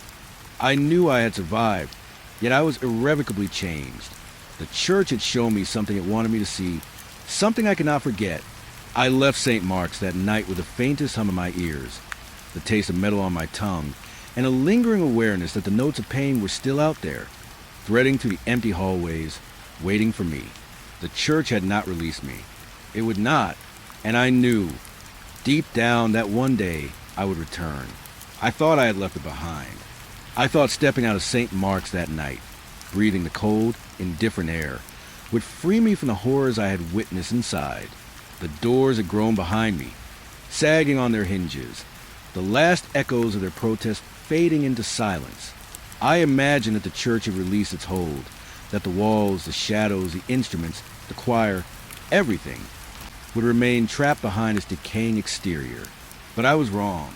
The first sign came quietly, insidiously. I was walking home along the empty streets, the city lights casting weak halos in fog, when I thought I heard it, a note, faint, almost indistinguishable from the hum of the wind, but there, a single, lingering note that refused to vanish. My pulse jumped and I froze, listening. Nothing. The note had disappeared. Or maybe I had imagined it, but I knew I hadn't. That night, I couldn't sleep. The silence of my small apartment pressed against me, heavy and accusing. I lay in bed, heart pounding, imagining shadows curling around the corners of the room. And then it began again, the faintest whisper of voices. The choir, fragmented, ethereal, impossibly real. I pressed my hands over my ears, telling myself it was memory, trauma, imagination, but the sound didn't stop. It threaded through the walls, through my skull, into my bones. I rose, pacing the room. Every corner, every object, seemed to vibrate slightly with the remnants of what I had left behind. My guitar leaned against the wall, silent, but I knew it could speak. I could hear it in the subtle creak as the strings shifted in the quiet, almost as if trying to hum along with the distant choir. I wanted to smash it, throw it away, anything to break the connection. But I couldn't. The instrument, like me, was tethered to the church, to the music, to the invisible presence that had claimed me. Days passed, or maybe nights. I could no longer distinguish between them. The choir followed me relentlessly. At the grocery store, I would hear their harmonies beneath the hum of fluorescent lights. In the subway, their lament wove through the clatter of trains and distant conversations. Even in my apartment, The silence was impossible. Every quiet moment, every pause, became a canvas for their voices. They didn't speak, not in words, but in song, agonized, sorrowful, eternal. I tried to ignore it, tried to convince myself that I could block it out. I took walks at odd hours, hoping that motion would distance me from the echoes. But no matter how far I went, no matter how loudly I played music of my own, they were always there, layering themselves beneath my perception, threading through the edges of thought, pressing against my consciousness. The world began to fracture. I would glimpse shadows in corners of my vision, but when I turned, nothing was there. I would swear I felt a hand brush my shoulder in crowded spaces, only to find no one near. Dreams became indistinguishable from waking reality. I awoke to see rows of ghostly figures in the corners of my apartment, translucent, silent, their mouths opening in perfect harmony, but no sound came out. I covered my eyes, breathing shallow, trying to ground myself in known, but the vision remained when I reopened them. I stopped leaving the apartment for long stretches. The outside world became alien, too loud, too bright, too full of life that wasn't haunted by the choir. I lived in dim light, headphones clamped to my ears, music playing loudly, trying to drown out the phantom harmonies. But it never worked. The choir always found a way to infiltrate, weaving beneath the songs I played, a subtle distortion that reminded me I had never truly left St. Mark's. I tried to write about it, journaled every detail, every note, every shadow, every feeling. But even on paper, the choir found me. The rhythm of their invisible singing seeped into my handwriting, forcing my pen to stutter, to dance across the page in patterns I did not intend. Letters became elongated, words fractured, lines bending in strange harmonies that made my chest ache. I realized with horror that they were imprinting themselves on me, shaping me, forcing me to participate even when I had thought I was free. I began to feel the compulsion I had experienced in the church, the same irresistible urge to join, to become part of the chorus that had ensnared me in the quiet. I found myself humming fragments of their songs, trembling as the notes escaped my lips. My own voice merged with theirs in impossible harmonies that existed only in my mind. I would stop abruptly, heart hammering, eyes wide, knowing I was losing myself. The boundary between who I was and what the choir became thinner every day. Sleep offered no relief. I dreamed of the church constantly. The nave stretched impossibly, the instruments floating, playing themselves, and the choir gathered in perfect, sorrowful rows. I would walk among them, compelled to sing, fingers pressing keys on pianos that weren't there, strumming strings that refused to break. The music filled my chest, my head, my entire being, until I woke gasping, drenched in sweat, the echo still resonating in my skull. I tried therapy, medication, anything that might anchor me. Doctors listened politely, nodded, scribbled notes. None could hear the choir. None could understand the presence that lingered in the air, that pressed on my bones, that had woven itself into my mind. I realized then that my torment was private, solitary. St. Mark's had marked me, and no one else could unmark me. I stopped leaving food out in the kitchen for long. I couldn't stand the quiet, the pauses, the moments when the choir could reach in unhindered. Even water running in the sink, the hum of appliances, anything that produced mundane sound, provided temporary relief. But the silence, always the silence, allowed them to seep through again, insidious and precise. Some nights, I sit in the dark, guitar on my lap, and I play along, not deliberately, not for enjoyment, but because resistance is exhausting. I strum chords that I know they will harmonize with, half mad with fear and compulsion. The notes echo faint within the walls of my apartment, merging with a choir that lives permanently in my mind. My reflection in the window stares back, pale and hollow, and I wonder if I will ever be myself again, or if I have already joined the silent song that haunts me. I have tried to reach out, try to warn others, but words feel inadequate. The church exists beyond reason, and the choir beyond comprehension. To describe them is to fail. To hear them is to become vulnerable. They are patient, meticulous, relentless. They do not forget. They do not forgive. And I am now irrevocably a vessel for their presence. Even now, in the quiet, I hear it, a faint, impossible harmony threading through the stillness of my apartment, brushing against the edges of my consciousness. A partial melody, fragmentary, yet unmistakable. I close my eyes, clutch the guitar, and shiver. The church has not released me. The choir has not released me. And I fear it never will. There are moments, brief, fleeting, when the world feels ordinary. I step outside, breathe deeply, feel the wind against my face. For a heartbeat, I can almost convince myself that I am free. But then it begins again, the faint, impossibly distant notes, harmonizing with the silence, threading through the air, threading through me. And I remember the first night I heard them. I remember the way the church breathed, the instruments cried, the shadows twisted. I remember the choir gathering, waiting, patient, inevitable. I cannot stop hearing them. I cannot stop thinking of them. And the worst part, the most terrifying part, is that I now understand I will never be free. Even in silence, even in the brightest, noisiest moments of the world, they exist, threading through every pause, every space, every empty corner. And I will always hear them. The silent song has claimed me, and I am its unwilling participant for the rest of my life. I have been chasing abandoned places for years, documenting them on my channel, trying to find the perfect blend of history, decay, and mystery. But nothing had prepared me for St. Mark's. From the moment I stepped onto the cracked stone steps, I felt the weight of years pressing down on me. The air smelled of damp wood, mildew, and a faint, underlying scent of something old, metallic, almost like dried blood. It was subtle but persistent, and it set my nerves on edge before I even opened the door. The heavy oak doors groaned as I pushed them. Hinges rusted with neglect. Dust rose in clouds around my feet, settling into every crevice. Sunlight filtered through the shattered stained glass windows, casting fractured colors onto the pews and cracked tiles. There was a stillness to the air, a silence so thick it felt like it could suffocate. I whispered into the emptiness, half expecting an answer, half hoping for none. Nothing came, just a hollow echo of my own voice. I set my camera on the tripod and began recording, narrating softly to myself. St. Mark's Church, abandoned for nearly 50 years. Once a thriving parish, now left to decay. My words sounded hollow, even to me. There was something about speaking aloud in this place that made the walls seem to lean closer, listening, waiting. As I moved deeper into the nave, my footsteps disturbed the dust, creating soft clouds that hung in the sunlight.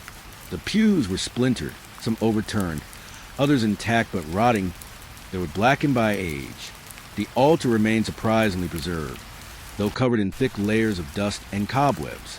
Candles long since extinguished sat in tarnished holders, their wax melted into strange, distorted shapes. I wandered slowly, letting the camera capture every detail, but I couldn't shake the feeling that I wasn't alone. There was a faint creaking, almost imperceptible, that didn't match my own movements, a shift in the shadows, a flicker of light that I couldn't account for. I told myself it was nothing.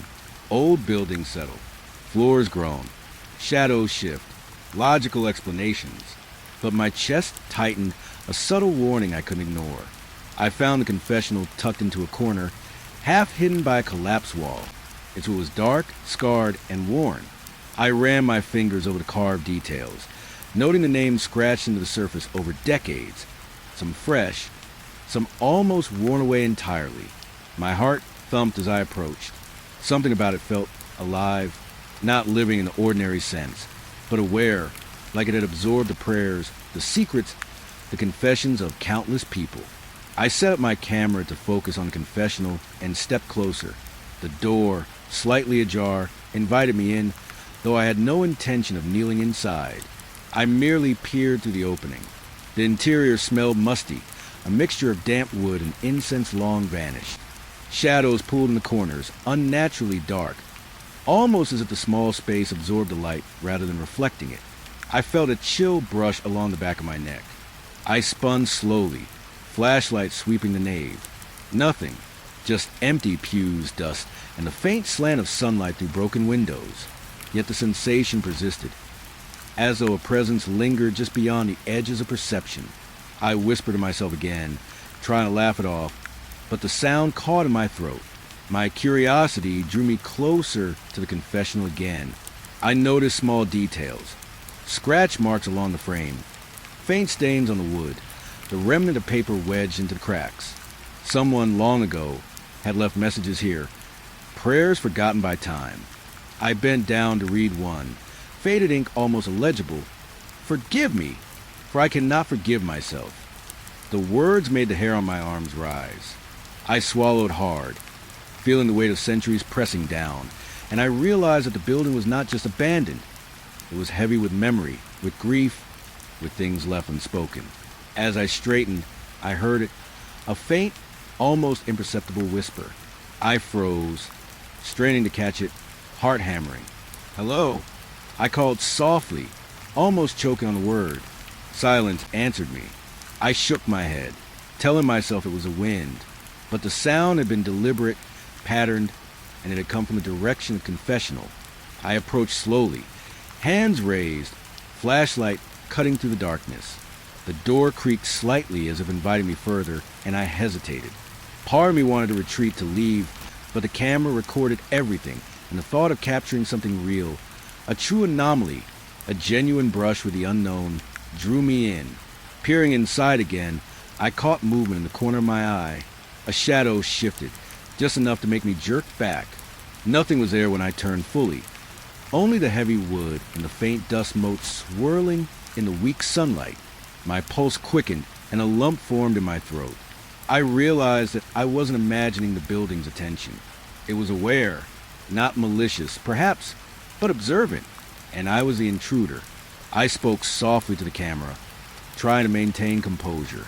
This confessional, it's more than just furniture. You can feel the weight of it, the history. It's as if it remembers every secret, every whispered prayer. My voice wavered despite my best efforts. I could feel the temperature drop slightly, a chill rolling along the floor and into my legs. I stepped back, scanning the nave. The air felt thicker, almost viscous.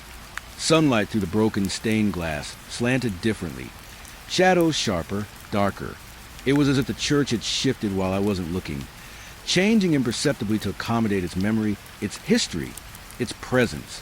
My hands were shaking, and I realized I had been holding my breath. I exhaled slowly, trying to steady myself. Curiosity, stubborn and dangerous, drew me closer again. I crouched near the confessional, running my fingers along the edges, feeling grooves and splinters and the faint impressions of hands that had been there long before mine. I imagined the lives that had intersected with this place. The confessions, the regrets, the sins, the whispered pleas. Each imprint lingered in the wood, in the dust, in the very air itself. And then I heard it again, clearer this time. A sigh, almost human, drawn out, deliberate. It came from the confessional, from within the shadows. My stomach knotted. I wanted to turn and flee, but my feet were rooted. The camera caught everything. The faint movement of the shadows, the imperceptible shift of light, the very air trembling with some hidden energy. I whispered to the camera, voice barely audible. "Did you hear that? There's something here." My words felt foolish, but necessary. I had to acknowledge it, had to capture it, had to prove it existed. The sigh came again, closer now, curling around my legs, brushing my knees like cold fingers. I jumped back, stumbling over a broken pew, and the shadows seemed to recoil slightly, but the sensation of being watched remained oppressive and patient. I backed toward the doors, flashlight trembling in my grip. The confessional's door swung slightly on its hinges, making a soft creak that echoed in the vast nave. I couldn't explain it. There was no breeze, but the movement felt deliberate, as if the building itself were drawing me in, showing me its secrets, teasing me with presence and absence. Outside, the world felt impossibly distant, the normal sounds of the city muffled and irrelevant. I glanced back at the doors of St. Mark's, feeling a pull, a longing I didn't understand. The confessional, the shadows, the whispered sighs, they had touched something in me, a memory I didn't know I had, a fear I didn't know I carried. I stepped down the stairs, sunlight brushing my face, and I felt momentarily safe. But even as I walk away, the faint scent of wood and old incense clung to me. My ears caught the faintest echo, like a half-remembered prayer or a whispered confession carried on the wind. I shook my head, trying to dismiss it. I had left, hadn't I?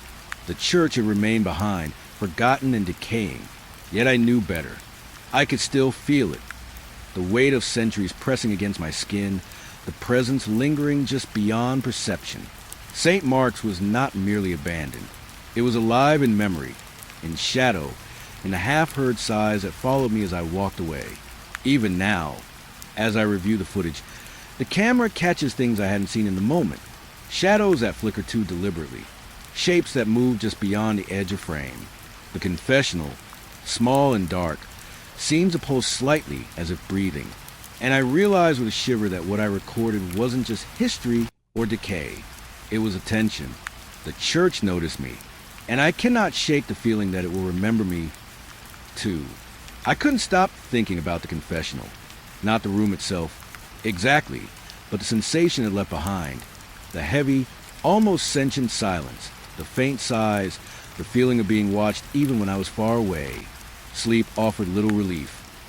Every creak of the building in my dreams, every half-remembered shadow seemed to follow me. By the next morning, I knew I had to return. I had to confront whatever it was, whatever had made that sigh feel so deliberate, so personal. The city streets were quiet when I arrived, the kind of early morning quiet that seemed to amplify the feeling of being alone in a world that had moved on without me. I climbed the cracked steps of St. Mark's again, camera in hand, flashlight tucked into my belt, my stomach twisting with anticipation and dread. The doors groaned as I pushed them open. Dust rose in slow clouds, catching the pale morning light that filtered through the broken stained glass. Everything looked smaller in the daylight, yet the sense of being observed remained, pressing against the back of my skull. I made my way to the confessional immediately, my steps hesitant. I ran my fingers along the carved wood, noting the scratches, the dents, the faint traces of something I couldn't name embedded in the grain. It felt alive again, aware, as if it had been waiting for me. I knelt, half expecting nothing to happen, and then I heard it, a murmur. At first, I thought it was the wind, the building settling, but the sound was too deliberate, too nuanced. It wasn't outside. It came from within the confessional itself. A voice, low and indistinct, as if filtering through a thick layer of time and dust, murmuring something I couldn't yet understand. I froze, heart hammering, and leaned closer, holding my breath. I whispered, almost under my own control, "Hello? Can you hear me?" There was a pause. Then, faintly, a response. Words I hadn't spoken aloud. Answers to questions I hadn't asked. My pulse surged. I whispered again, testing, trying to draw the voice out. Each time, the confessional replied, as though it knew my thoughts before I formed them, as though it were reading the unspoken corners of my mind. It wasn't malicious at first. It was curious, cautious, probing. Small details, observations, things only I could know. My name, though I hadn't spoken it. The route I took to get here, though it was unremarkable. The rhythm of my own breathing. Each murmur brushed against my mind like fingers tracing the lines of a secret. I wanted to step back to run, but a strange, compulsive fascination rooted me to the spot. I asked aloud, What are you?" The response came quickly, softly, almost sighing through the wood. It didn't answer in words exactly, but in thought forms, half sentences, images that flickered across my mind. Confessions, regrets, prayers long forgotten. I saw myself kneeling at the confessional, speaking things I hadn't yet dared to admit to anyone, not even myself. And the voice acknowledged them, not judging, not mocking, simply existing, simply listening. My hands trembled. I had expected something terrifying, monstrous, but this was something else entirely, intimate, personal, terrifying because it forced me to confront things I had hidden even from myself. And yet, beneath that intimacy, there was an undercurrent, a subtle pressure that made my chest tighten and my teeth ache. It was aware of boundaries, and it was testing them. I leaned closer, almost touching the wood with my forehead. I whispered a question about my own past, a regret I hadn't spoken in years. The confessional responded, murmuring answers I didn't know I had sought, connecting threads of memory and emotion that I had buried deep. Each answer was precise, unnervingly accurate, like it had existed in the room all along, waiting for me to acknowledge it. I tried to step back, telling myself I needed distance, that this was unhealthy, but the confessional pulsed under my fingers, subtle vibrations I felt in my fingertips, in my arms, in my chest. It drew me in. My thoughts felt fluid, overlapping with the murmurs, and I realized I could no longer distinguish between my own mind and whatever presence resided within the wood. Questions I hadn't dared ask formed on their own. Questions about fears, about loss, about choices, about the life I had ignored in pursuit of my vlogging and exploration. And for each question, a soft, sorrowful answer emerged, sometimes in whispers, sometimes a shiver of air across my skin. They weren't comforting answers. They weren't friendly, but they were precise, uncanny, undeniable. At one point, I asked the simplest question of all, why me? The reply didn't come as words. It came as a sensation, a pressure at the base of my skull, a warmth in my chest, a whisper threading through my consciousness. Because you are here, because you are aware, because you remember, and because we can. I recoiled, heart pounding, and stumbled backward. The confessional's door shifted slightly, a subtle movement I could feel in my peripheral vision. The shadows of the nave thickened, curling in slow, deliberate patterns. The sunlight to the broken stained glass slanted differently, casting shapes across the floor that seemed almost alive, bending subtly toward me. I tried to speak to the camera, tried to rationalize what was happening. I don't understand. I don't know what this is. I stammered. The words fell hollow, meaningless even as they left my mouth. I could feel the murmurs brushing at my mind again, coaxing, tempting, threading into my thoughts. It wasn't just a voice. It was a presence, patient, insistent, drawing me into the other side. I sat on the floor, hands gripping my knees, flashlight trembling in my grip. The murmuring continued, and I realized something horrifying. The confessional knew me in ways I didn't know myself. It knew my regrets, my fears, my moment of cowardice and shame. It whispered them to me, not cruelly, not angrily, but with a weight that pressed into my soul, demanding acknowledgement, demanding recognition. Minutes or hours, I couldn't tell, passed. I felt suspended, untethered from time. Each whisper carved a new pathway in my mind, weaving past, present, and something else, something I didn't have words for. I began to feel an unfamiliar pull, a compulsion to kneel, to confess, to surrender pieces of myself I hadn't realized were missing. I forced myself to stand. My legs shook and sweat dampened my palms. I backed away from the confessional, heart racing. The murmurs didn't stop. They flowed with me, curling along my ears, brushing against my temples.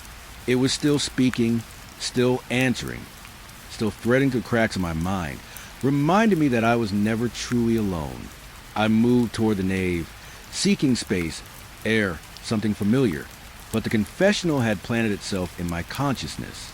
Even as I stepped into the open floor, even as the sunlight warmed my skin, I felt it watching, whispering, shaping my thoughts. My pulse slowed slightly, but I knew that this was only temporary. I whispered to camera, voice shaky. It's not just a room, not just a building. It's aware. It listens. It answers. And it knows things it shouldn't know. I swallowed hard, feeling the tremor of fear in my chest. I wanted to leave. I wanted to run. But I also knew that whatever this was, whatever had whispered to me, had followed me far beyond the limits of the physical space. I stepped outside eventually, doors creaking behind me, and felt the morning air brush my face. For a moment, the world seemed ordinary. The city hummed. The sun rose higher. The distant sounds of life moved around me. And yet, even then, the murmurs lingered, faint but unmistakable, like a shadow pressing just behind my ear. I knew with a cold certainty that the confessional had not released me. I walked away slowly, glancing back only once. The building loomed quietly, broken and beautiful, silent and observing. I could almost feel it exhaling, as if it had drawn something from me, something it intended to keep.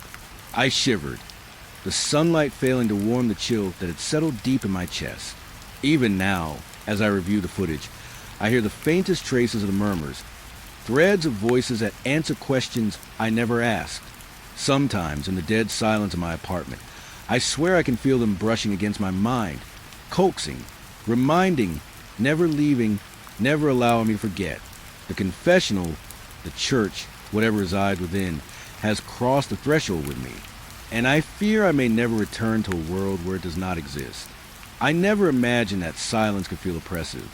I'd wander abandoned buildings before, places filled with dust, broken furniture, and memories long decayed. But St. Mark's was different. Its silence wasn't empty. It was alive, filled with expectation and subtle, insistent presence. When I returned for the third time, I understood something I hadn't before. This church breathed, not in a literal sense, but as though the walls themselves inhaled and exhaled, and every inhalation drew me in, every exhalation pressed against me, shaping the air of my thoughts in ways I couldn't escape. The moment I stepped inside, the cool air wrapped around me like wet cloth. Dust motes shimmered in the thin shafts of sunlight, but they moved oddly, almost as if swimming in currents I couldn't see. My shoes scraped along the cracked tiles, echoing far too long, and I realized immediately that sound here had weight.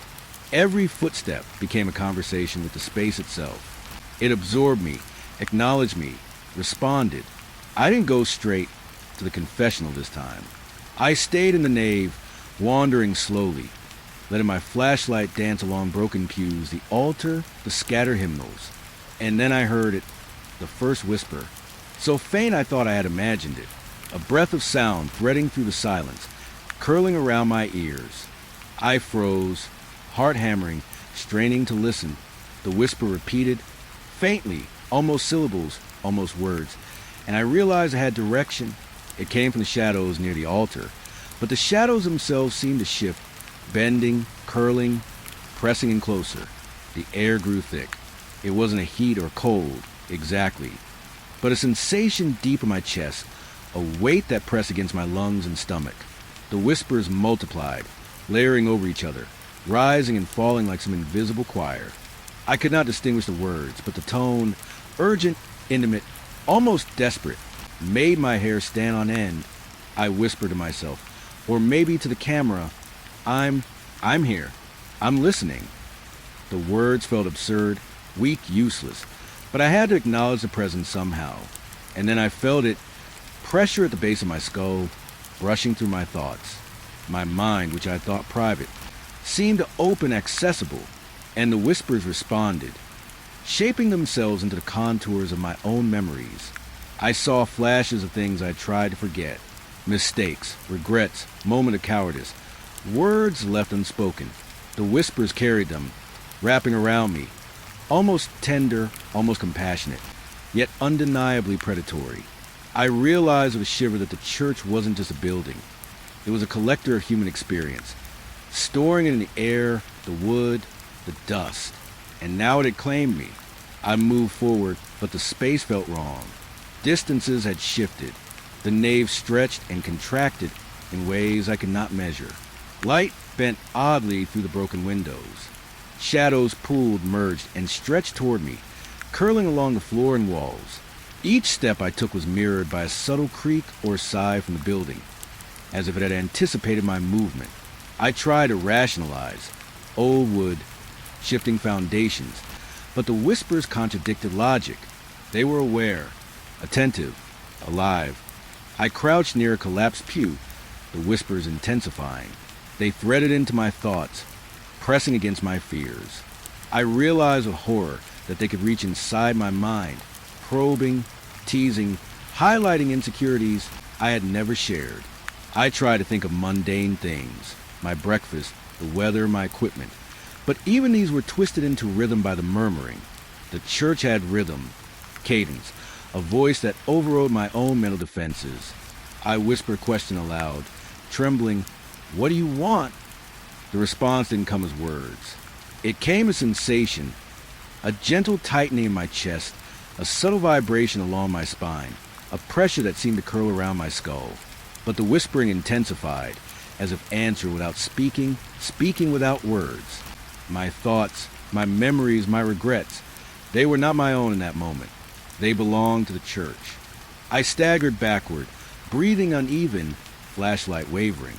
The walls seemed to contract subtly, the shadows leaning closer. The building was alive, and I was too small to resist. The whispers surrounded me, layering over each other, a tidal wave of half-formed syllables, fragmented prayers, broken hymns. Some are my own memories, others entirely alien, and I realized with cold, hollow certainty that the church had absorbed countless souls over decades, and now it was learning me.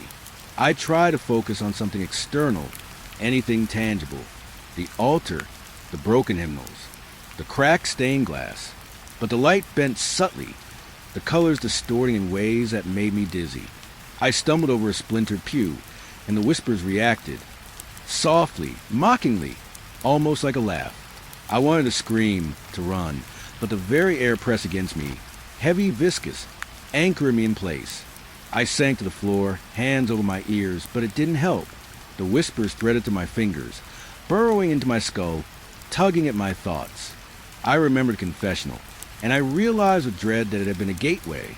This was the deeper side, the part of the church that existed not in wood or stone, but in memory and attention, in presence. The building itself had consciousness, patience, and it was vast. It had space for me, and it intended to use it. I whispered again, voice cracking, I don't want this. The whispers softened, coiling around my words.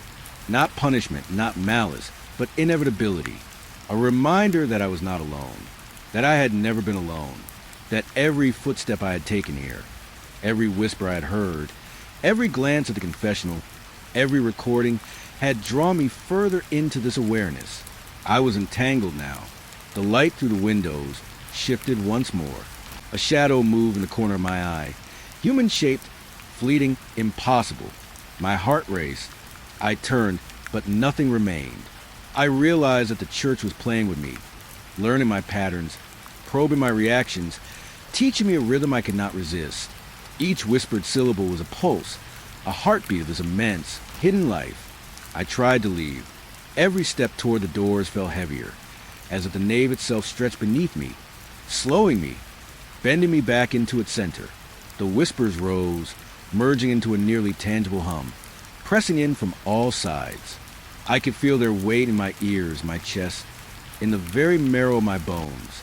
I was trapped in a web of sound, shadow, and memory, and the building's presence wrapped around me like a cloak I could not shed. I collapsed against the wall, hands shaking, trying to catch my breath. I realized then that this wasn't just fear. It was claustrophobia, existential and total. The building was infinite in perception, endless in its attention. I was a speck in its awareness, and it knew everything about me it wanted to know. The whispers carried fragments of my thoughts back to me, distorted, fragmented, as if I were listening to myself through the ears of something else entirely. Minutes or hours passed. Time had lost its meaning. The whispers never ceased. They threaded through the cracks of the floor, the walls, the ceiling. They existed in the air itself. I felt the building breathe around me, expanding and contracting, pulling at my mind. My camera lay on the floor, recording, capturing shadows and light that I couldn't yet interpret, evidence of a presence that could not be explained. I whispered one last time, voice barely audible, "Please, leave me be." The murmurs softened, almost reluctantly. I felt no satisfaction, no reprieve, only awareness. The church had noted my plea, and it had logged it just as it had logged everything else. The weight of that realization pressed into me, deeper than the floor beneath my hands, deeper than the shadows pressing in. I was marked. I was known. I was present in a space that had no tolerance for escape. Eventually, I staggered to the doors. Light struck my face, and for a moment, the world felt ordinary. But even as I stepped onto the steps, the whispering followed, softly at first, distant but unmistakable, threading through the air, threading into my mind, claustrophobic, intimate, inescapable. The church had breathed me in, and now it exhaled, carrying its voice with me into the sunlight. Even hours later, back in my apartment, I could hear it. Not clearly, not words, but fragments, pieces, phrases that press against the edges of my consciousness. Every time I closed my eyes, I felt the church inhale, and in that intake of air, I heard the whispers, and they remembered me. I could not unhear them. I could not unsee the shadows curling at the edges of nave, and I knew, with the deepest certainty I had ever felt, that I would never be alone again. I ran before I even realized I had decided to. The moment the whispers pressed too close, curling into my thoughts like smoke seeping through cracks, my instincts overrode caution. The camera bounced against my chest, flashlight swinging wildly, capturing nothing but the blurred shadows of nave and the jagged beams of light that slanted through broken windows. My legs burned, my lungs screamed, but I couldn't stop. I knew, somewhere deep down, that the church would not let me linger any longer. The confessional's door loomed behind me as I stumbled past it. I had to remind myself to breathe, to keep my footing on the broken tiles, but every step carried the echo of 1,000 whispered prayers. They weren't just voices. They were pieces of lives folded into wood and plaster, recited back to me, reshaped into haunting melodies that threaded through my mind. I felt them brush against my memory, tracing secrets I hadn't spoken in decades. I didn't look back. I couldn't. The shadows seemed to pulse, the way they had when I first entered the nave, stretching and folding like black cloth in invisible hands.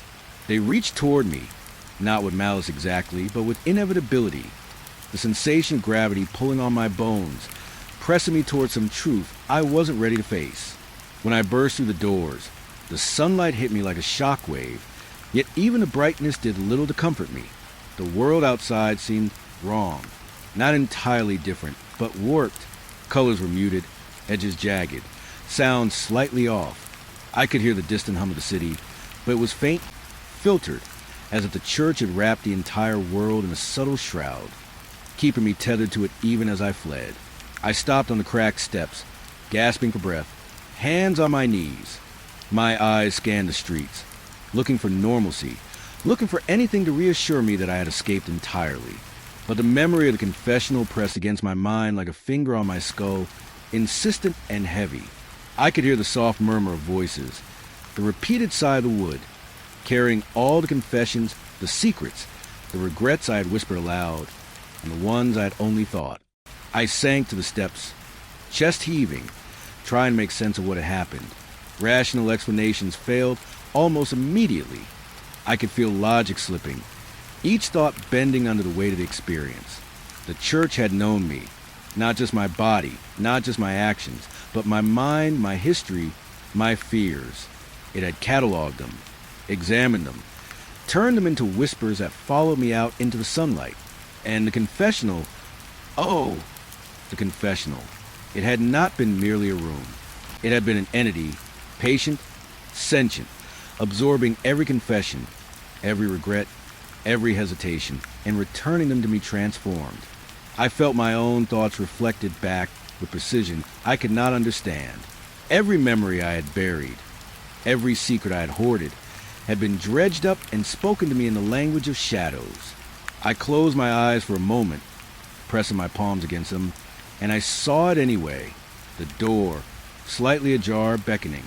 Shadows pooling inside like ink and water. Shapes moving just beyond the edges of perception. I tried to convince myself it was memory, hallucination, fatigue. But I knew better. The confessional had embedded itself inside me, and I carried it now, like a seed waiting to grow. As I stumbled down the street, the city felt foreign. People passed me, indifferent, unaware, but I could sense the echoes, the subtle shift of air, the almost imperceptible rhythm of life bending around me. Every step reminded me of the nave, of the confessional, of the whispers threading into my consciousness. I was breathing the outside world, but the church had already breathed me in, marking me, following me, a shadow tethered to my thoughts. At home, I tried to record my thoughts, but the words felt inadequate. I sat in front of the camera, staring at the lens, and spoke haltingly. I don't know how to explain it. It's not a building, not exactly. It's awareness. It watches, it listens, it knows, and it follows. The confessional is inside me now. I stopped, shaking my head, unable to continue. The words fell flat, incapable of conveying the weight pressing on my skull, the pull at the base of my mind. Sleep offered no reprieve. My dreams were filled with the nave, shadows pooling, whispering my unspoken fears. I woke in the night to faint, half-heard murmurs, as if the confessional had crossed the threshold with me, a persistent companion I could neither see nor ignore. Every silence was filled with it. Every quiet room, every shadowed corner, seemed to carry the weight of its attention. I tried to leave the city. I packed my bag, drove for hours, seeking distance, trying to outrun the lingering influence. But it followed. The murmurs returned at night, not fully coherent, but unmistakable, teasing, coaxing, reminding me of everything I revealed, everything I had yet to face. The confessional had become a part of me, integrated into my perception, threaded through my consciousness. I realized a terrifying truth. The church was patient. The confessional had not needed to chase me physically. Its influence was subtle, insidious, a thread woven into my awareness. I could feel it whenever I paused, whenever I tried to speak, whenever I closed my eyes. It reminded me constantly that my confessions were never private, that my thoughts had been cataloged, examined, returned to me as whispers of memory and shadow. Sometimes, I hear fragments in ordinary moments, a faint syllable in the hum of the refrigerator, a half word in the shifting wind outside my window. Shadows seem to flicker in ways that recall the nave, patterns of movement that shouldn't exist in the ordinary world. And when that happens, my chest tightens, my pulse accelerates, and I remember the confessional is not behind me. It is within, and always will be. I can't visit abandoned churches anymore. I avoid places that echo, that whisper, that carry old wooden furniture with secrets embedded in their grain. I know now that some doors, once opened, cannot be closed. Some presences, once acknowledged, never leave.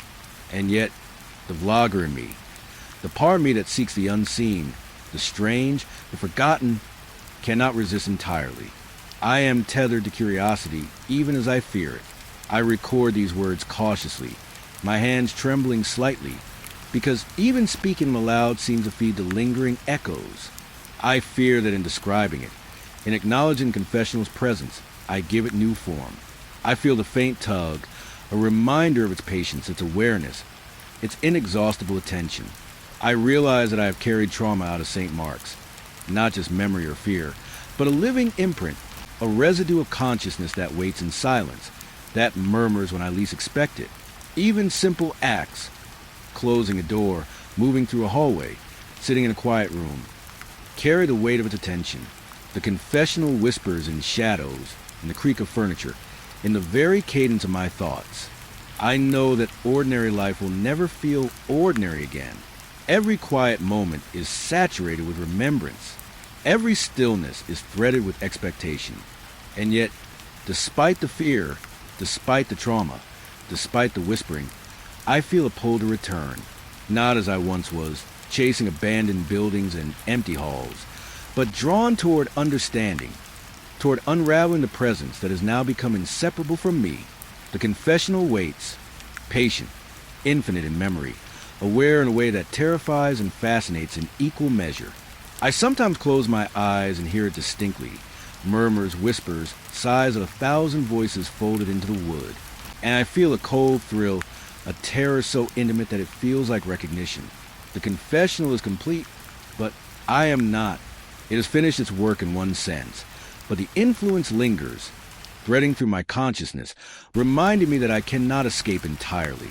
This chapter of my life, the night of confession, the voices, the shadows, the oppressive awareness, remains vivid.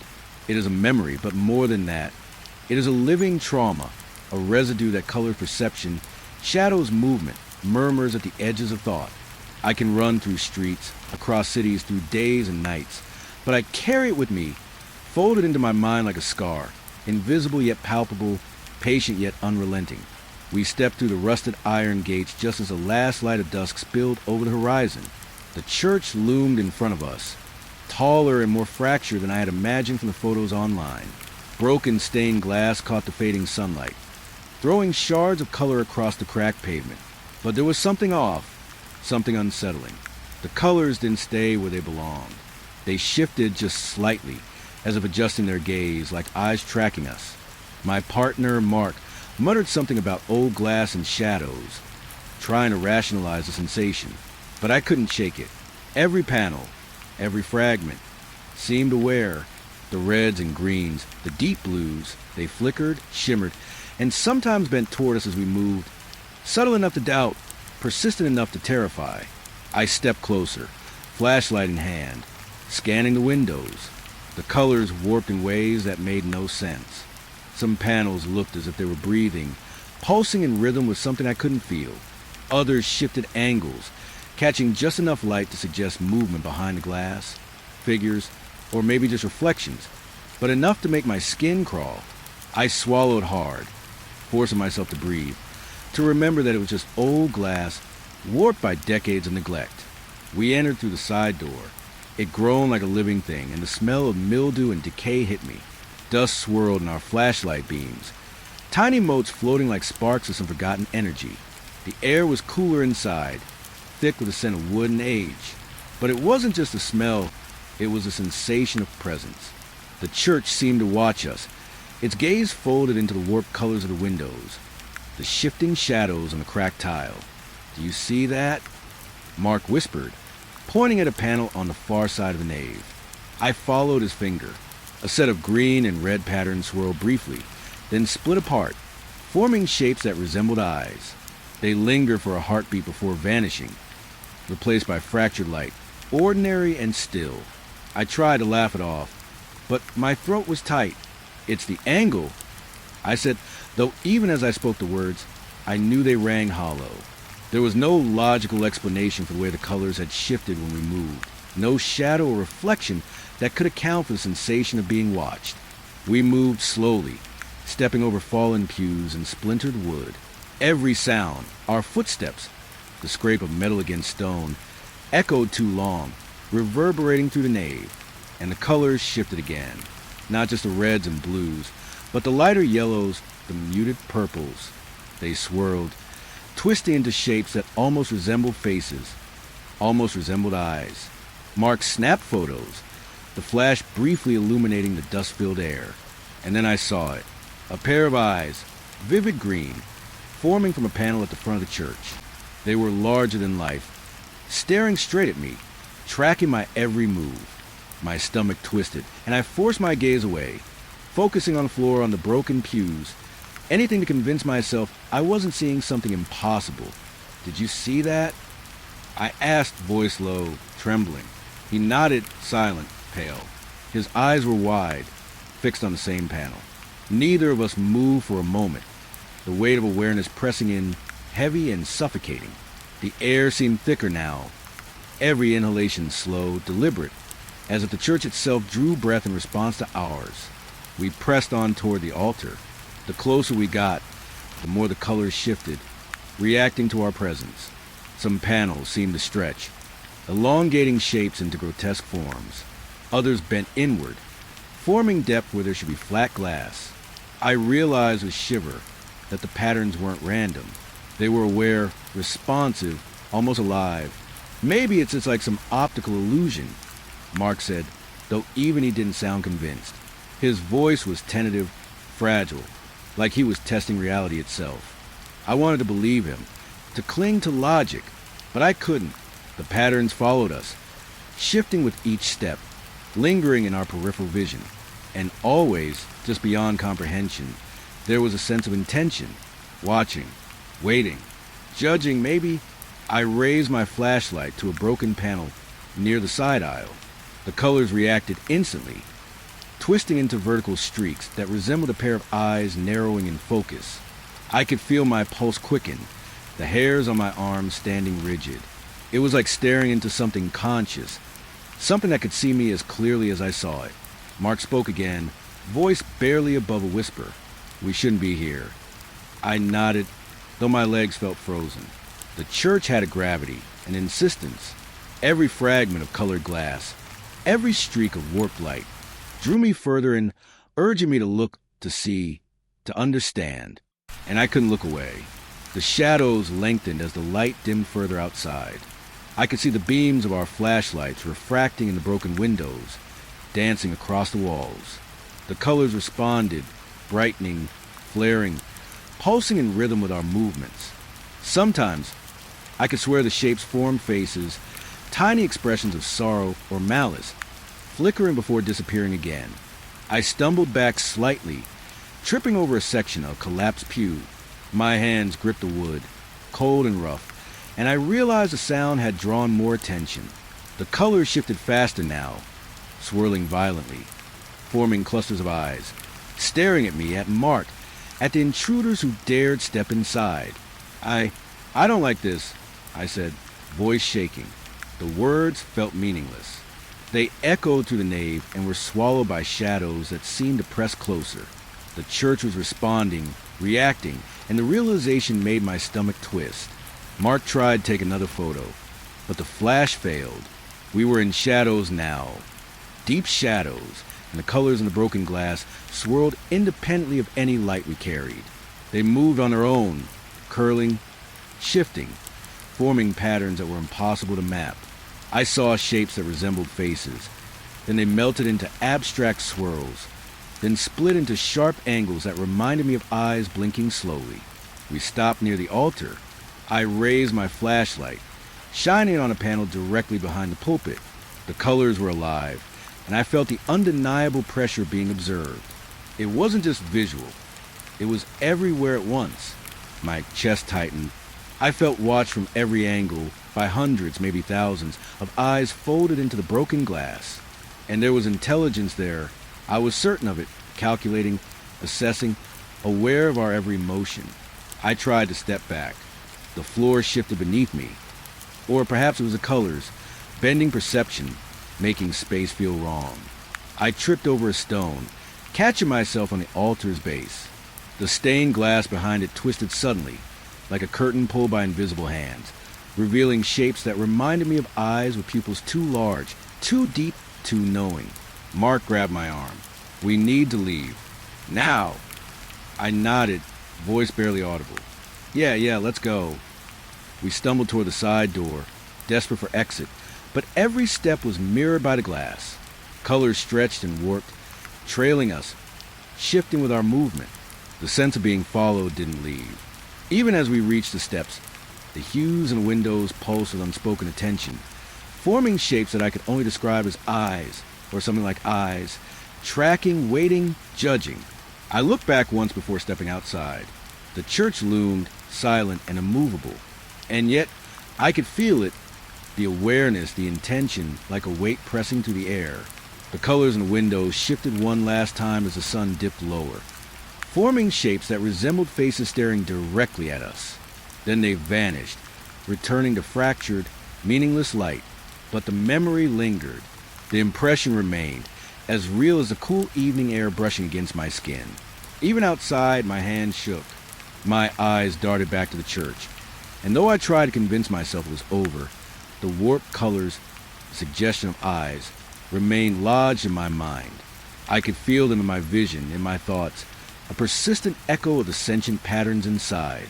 I knew, irrationally, that they were aware of me still, observing, waiting for another intrusion.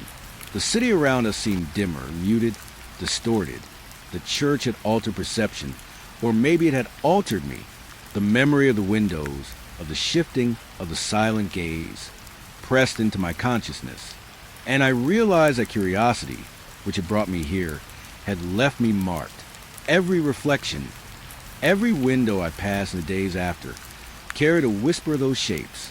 Every light in broken glass brought back that feeling of being watched, being understood in ways no human could. I kept the footage, though reviewing it did little to reassure me. The images captured flashes of color, distortions that didn't match what I had seen. The eyes, the shifting, intelligent, alive patterns, were never fully visible. They existed in perception, in memory, in fear. And I knew, deep down, that the church had claimed something, had imprinted itself on me, leaving a mark I could never erase. Even now at night, I sometimes see the colors shift in my dreams. Windows in random streets ripple, bend, blink like the eyes from that nave. Shadows curl unnaturally, and always the sense of observation, the undeniable awareness, lingers. I carry it with me, a heavy, invisible weight.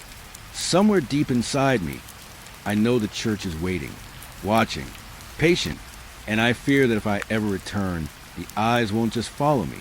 They'll reach. The moment we stepped inside, I noticed the puddles.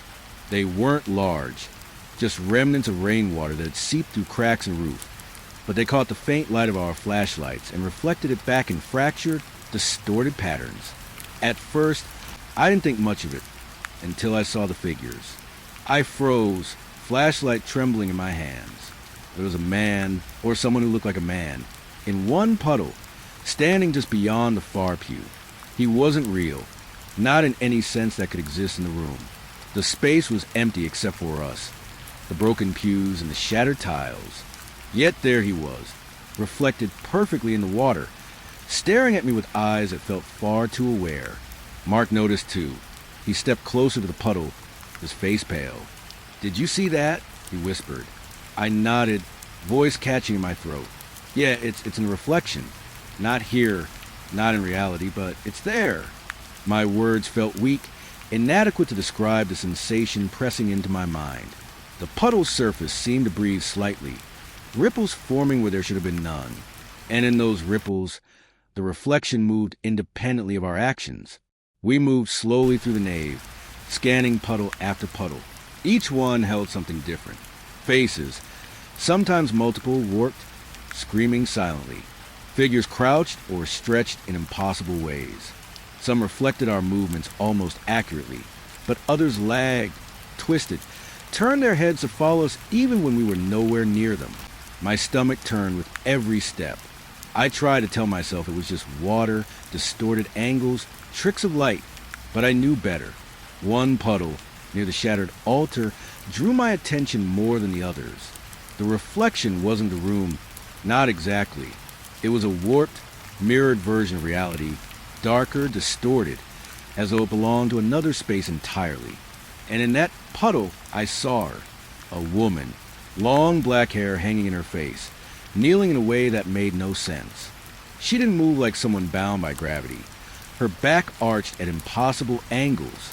She raised her head slowly, staring straight at me with empty, hollow eyes that pressed into my memory. I swallowed, voice barely audible. "Mark, look at this one." He leaned over, flashlight held tight. His face went pale. She's not here." "No," I said, heart hammering. "Not here, but she's there, in the reflection." We stepped back, but the puddle's surface remained calm, almost serene, yet the image inside was charged with attention. The woman's eyes didn't blink. They followed us, measuring us, pressing against something inside me I hadn't known was exposed. I felt my thoughts shift involuntarily, memories I had buried long ago rising unbidden. Fear, shame, regret, every emotion became amplified by the weight of that gaze. We continued cautiously, but the reflections multiplied. Some puddles now held multiple figures, children, adults, shadows of shapes I couldn't identify. Every movement we made was mirrored imperfectly. Sometimes they anticipated our actions, twisting before we even shifted. Other times, they lagged, delayed, like echoes struggling to catch up. It was impossible to tell which was real, which was reflection, which belonged entirely to the building's own perception. I kept my gaze low, scanning the floor, trying not to imagine the impossible, but my eyes were drawn compulsively to every puddle. And every time, I felt the pressure of the awareness, the sense that these figures weren't just reflections. They were conscious, the way they tilted their heads, followed our steps. It was impossible to dismiss as mere trick of light. A puddle near the broken confessional caught my attention next. Its surface shimmered unnaturally, reflecting not the decayed wood and dust, but a scene I didn't recognize. A child sat on a pew, rocking slightly, staring at something I couldn't see. The rocking accelerated subtly as I watched, not erratic, but deliberate. The child's eyes lifted slowly to meet mine, and I felt the weight of that gaze pressing directly into my chest. I stumbled back, heart racing. Mark's flashlight flickered as he muttered, This is insane. None of this should be possible." I wanted to agree, to cling to reason, but my instinct screamed otherwise. The reflections were aware, and aware in a way that we could not influence. They moved, they reacted, they watched. They pressed on me like a tide I could not escape, and I realized with cold certainty that the church had claimed this space, this entire nave, as its own theater of observation. We moved further toward the back, and I noticed the puddles began connecting. Thin trails of water linked one to another, forming shapes that weren't random, lines that resembled tendrils, almost like veins spreading across the tiles, connecting reflections, linking the figures into a network. Every puddle became part of a greater whole, each reflection aware of the others, each image part of a single, immense consciousness.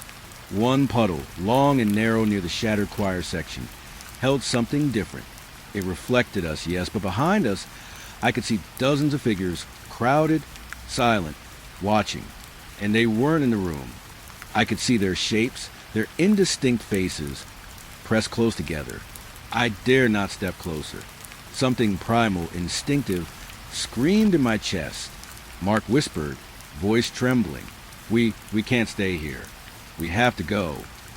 I nodded, though I wanted to linger, wanted to understand. But fear overrode curiosity. We turned to leave, stepping over puddles that reflected shadows far darker than our own. The figures seemed to notice. One puddle rippled, and a face emerged, distorted, almost human, pressing upward as if trying to climb for its mirrored prison. I recoiled, stumbling backward, flashlight flickering wildly. The shadows in the puddles seemed to pulse in rhythm with my heartbeat, faster as panic rose. And then I realized something worse.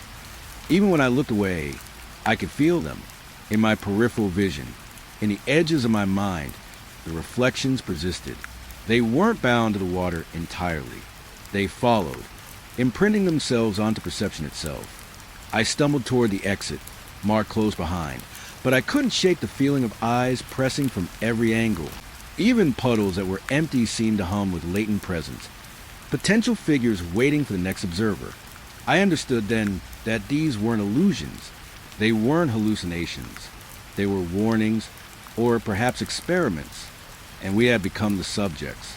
Outside, in the failing light, the church loomed quietly. The puddles inside were gone, or at least they no longer held those impossible figures. But I felt their weight and memory pressing against my mind. Every streetlight, every reflection on glass, every small puddle now carried the potential for them.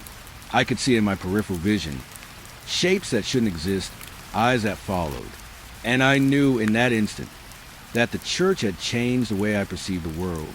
Even hours later at home, I stared at a glass of water on my desk.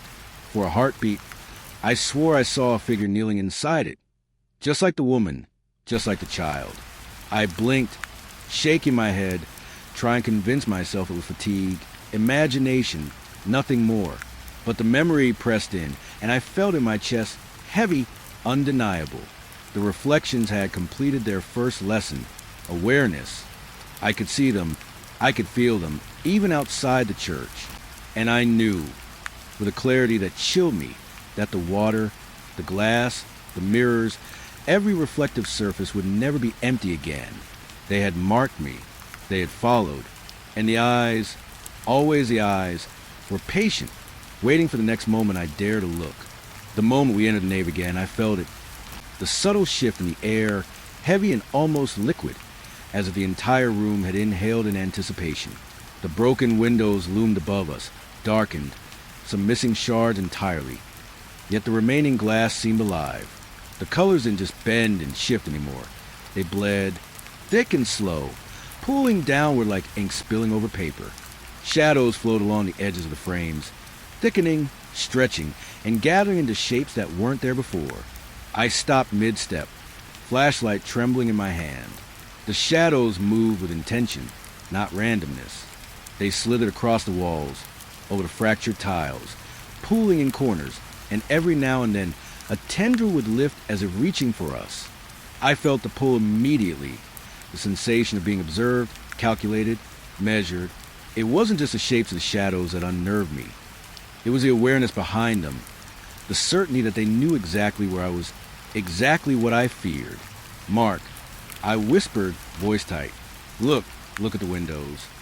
He raised his flashlight, and even in the dim beam, I could see him stiffen. "What the hell are those?" His words trailed off. The glass pane seemed to pulse slowly, thick dark streaks crawling down like liquid shadows, bleeding into the room. Some streaks gathered in patterns, almost like letters, though I couldn't read them. Others formed shapes that seemed vaguely human, figures hovering just beyond comprehension. I swallowed, trying to steady my breathing. They're watching from above. The laughter came first, faint, distant, and impossibly soft. It echoed, bouncing across the broken walls, warped by the shape of the room. It wasn't playful, not in any way humans laugh. It was cold, clipped, deliberate, an echo of amusement at our intrusion, a sound threaded with something that felt centuries old. The hair on my arms rose, and my pulse hammered my ears. Then came the sobbing, low, muffled, almost imperceptible, yet unmistakably human. The sound seemed to come from everywhere and nowhere, mingling with the shadows, growing more distinct as we stepped further into the nave. The floorboards groaned under our weight, but the sobbing wasn't linked to our movements. It existed independently, as though the building itself remembered grief and had learned to replay it for anyone who dared enter. I wanted to speak, to ask Mark if he heard it too, but my throat was tight. Words would have shattered something delicate, something that hovered on the edge of perception. Instead, I pointed to one of the windows. The black streaks were thicker there, moving subtly, like smoke caught in a current. And in one corner, I could have sworn a face formed. A child's face, pale and pressed against the inside of the glass, lips moving silently. Mark's flashlight wavered. We should go. Now." I wanted to agree, but curiosity held me rooted. I couldn't look away. The shadows were no longer just shapes. They moved with purpose, stretching and shifting, pooling around objects, crawling across walls. And then, briefly, they looked like they were standing upright, humanoid, long-limbed, with faces obscured, eyes where eyes shouldn't be, watching, waiting. The laughter returned, louder this time, echoing from above. I could feel it vibrating in my chest. The soft sobbing layered beneath it, rhythmic, like breathing, like a heartbeat of the church itself. I felt small, insignificant, as if the room had decided I was just a curiosity, an intruder in its private gallery of shadows. I moved forward, flashlight sweeping over the altar. The shadows are pulled more densely, darker than any absence of light could produce. I noticed shapes that resembled arms, reaching upward, curling around the altar's edges, stretching toward the windows, toward us. I stepped back, nearly tripping over broken pews. The shadows responded instantly, stretching, reacting, as if they anticipated my every motion. Mark's voice came, tight and trembling. "Do you feel that? Like they're aware of us?" I nodded, voice barely audible. "Yes." Watching, calculating, waiting. The words felt insufficient. Nothing I could say would convey the weight pressing down, the sensation of being measured, evaluated. The shadows weren't just dark. They were intent, conscious, and I felt their attention pressing like a hand on my chest, steady and unrelenting. I stepped closer to one of the stained glass panels on the far side. The black streaks along its edges had thickened, forming tendrils that reached inward, appearing almost tangible. I could see the color bleed beneath them, reds, blues, greens, all twisted, distorted, like the windows themselves were alive. And then, in the reflection of my flashlight, I saw them, figures standing just beyond the glass, inside the shadows. Not reflections, not light tricks. They were there, crouched, waiting, and their forms twisted, as if they existed in a space that overlapped ours but was not ours. The sobbing grew louder, deeper, almost human, but not entirely. My stomach turned. I wanted to cover my ears, to shut out, but it was everywhere, surrounding me, filling every corner of the nave. And then, the laughter again, closer now, echoing from above, around the rafters, from the very glass itself. I could feel it in my skull, vibrating through bone, whispering, teasing, coaxing me to look. I forced my gaze upward. The shadows and windows stretched toward the ceiling, pooling together, blackness coalescing into forms that hovered, indistinct yet undeniably sentient. And for a fleeting moment, I felt the weight of countless eyes, watching, pressing down, evaluating. It was overwhelming, impossible, yet terrifyingly real. Mark stumbled back, muttering, We have to leave. This isn't human. This isn't normal." I agreed, but leaving wasn't simple. Every step we took was mirrored in the shadows. They responded instantly, rippling, stretching, forming shapes that reached downward, toward us, crawling along the floor as if gravity didn't apply. My legs were heavy, my breath ragged, every nerve screaming. I could feel a pull toward the windows, toward the source of the shadows, as if the church itself was drawing me in, wanting me to linger, to witness, to participate in its slow, deliberate performance. I looked back at one window near the altar. The black streaks pooled at the bottom, forming a shape that resembled a face, distorted and stretched, eyes wide, staring at me. The edges of the shadow moved like fingers, twitching, curling in impossible ways. And then, faintly, I heard it, a whisper, carried on the cold air, unintelligible but unmistakably directed at me. My stomach flipped. The presence wasn't just visual. It was conscious, aware, and it knew I was terrified. The laughter and sobbing intertwined, layered over each other, forming a rhythm that felt almost deliberate. Heartbeat, breath, footsteps. It was all around me. I stumbled, catching myself on a pew, and the shadows reacted, curling closer, almost pressing against my skin. I wanted to scream, to run, but my voice caught in my throat. I could only move, step by careful step, toward the exit. Outside, the night air hit me, sharp and cold. My chest heaved. My flashlight flickered weakly, casting brief beams over the wet ground. I turned back once, and even from a distance, the shadows and windows seemed to pulse, thickening, stretching downward as if they were still trying to reach us. The laughter, now faint, echoed from the broken panes. The sobbing lingered, carried on the breeze, almost like a memory, almost like a warning. We didn't speak on the way back to the car. The city lights felt dimmer than usual, muted, as though the church had left a shadow trailing behind us, coloring the world in its influence. My mind replayed every detail. The bleeding shadows, the figures in the windows, the laughter and sobbing, the oppressive awareness.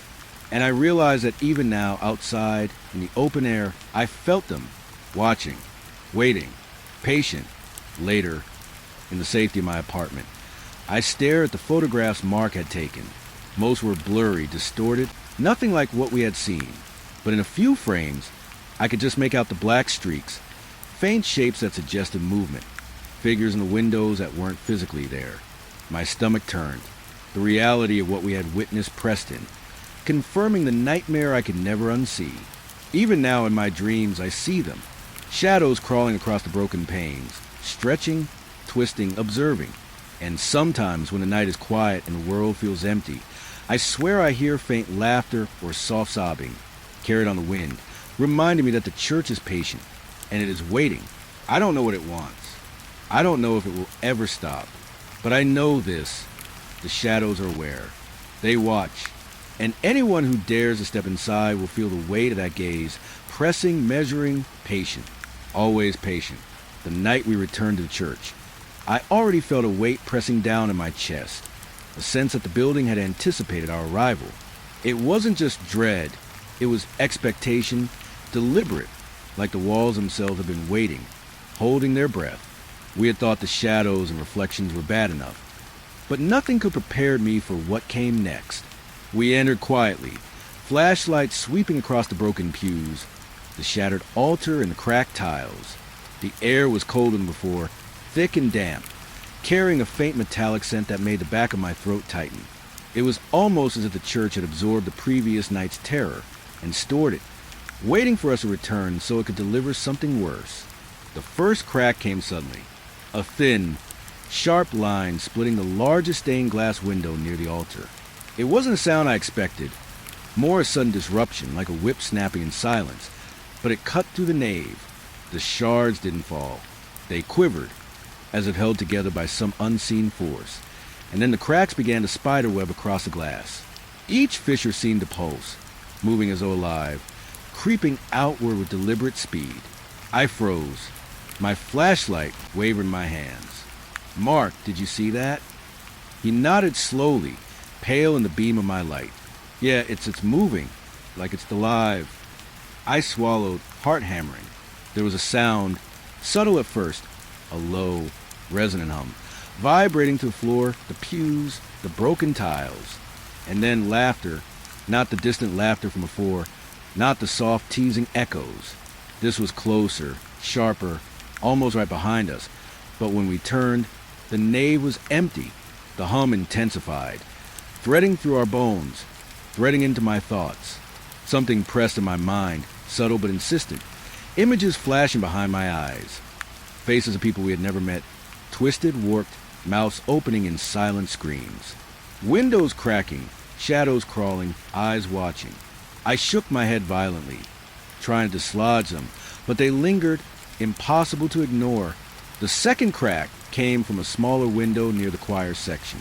A shard split away entirely, falling silently into a puddle below. The water shimmered unnaturally where it landed, reflecting not the nave but another space, darker, twisted. I caught sight of shapes moving in that reflection, crouched and writhing, too fluid to be human, yet somehow conscious. My stomach turned. "Do we leave?" Mark whispered, voice shaking. I nodded, though my feet felt rooted. Part of me wanted to look closer, to understand, to confront whatever this place was, but instinct screamed otherwise.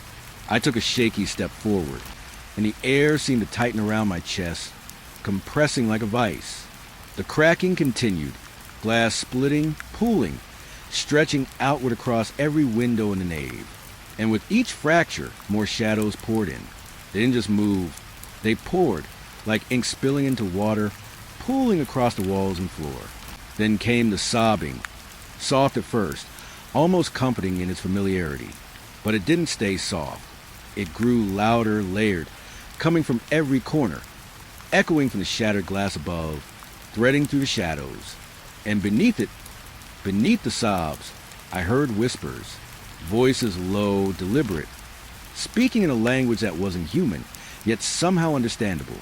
They weren't words in conventional sense. They were commands, suggestions, insinuations. "Look, Policy, I want to cover my ears, to scream, but my body didn't respond. My hands were frozen around the flashlight, my feet moving only when my mind forced them. I felt the air thickening, heavier, pressing down with intent. Every step toward the exit felt like moving through water, every breath a struggle. Mark tripped over a fallen pew, breaking my trance. "We have to go now," he yelled, his voice pierced the oppressive weight, snapping me from the creeping paralysis. I moved, stumbling toward the broken doorway, eyes scanning every inch of the nave. The shadows responded instantly. They reached, curling, stretching, attempting to intercept us. One tendril-like shadow flicked across my shoulder, cold, unreal, yet it sent my pulse skyrocketing. We reached the doorway, gasping, hearts hammering, and then a deafening crack split the air. The largest window near the altar shattered entirely. Shards fell in slow motion, glittering, reflecting the flickering light in strange, unnatural patterns. The shadows within the glass didn't scatter. They multiplied, writhing upward as if freed, forming shapes I couldn't comprehend. Humanoid yet grotesquely alien. One figure seemed to stretch endlessly toward the ceiling, its form dissolving into smoke, then reassembling into another shape, watching us escape. We ran down the steps and out into the cool night, breath sharp in our lungs. The streetlights outside were muted, almost dimmer than before, casting the city in a strange, washed-out light. I didn't dare look back, but I could feel the pressure of the church even from a distance, lingering, reaching, a presence that would not release us so easily. Even after we reached the safety of the car, my mind refused to let go.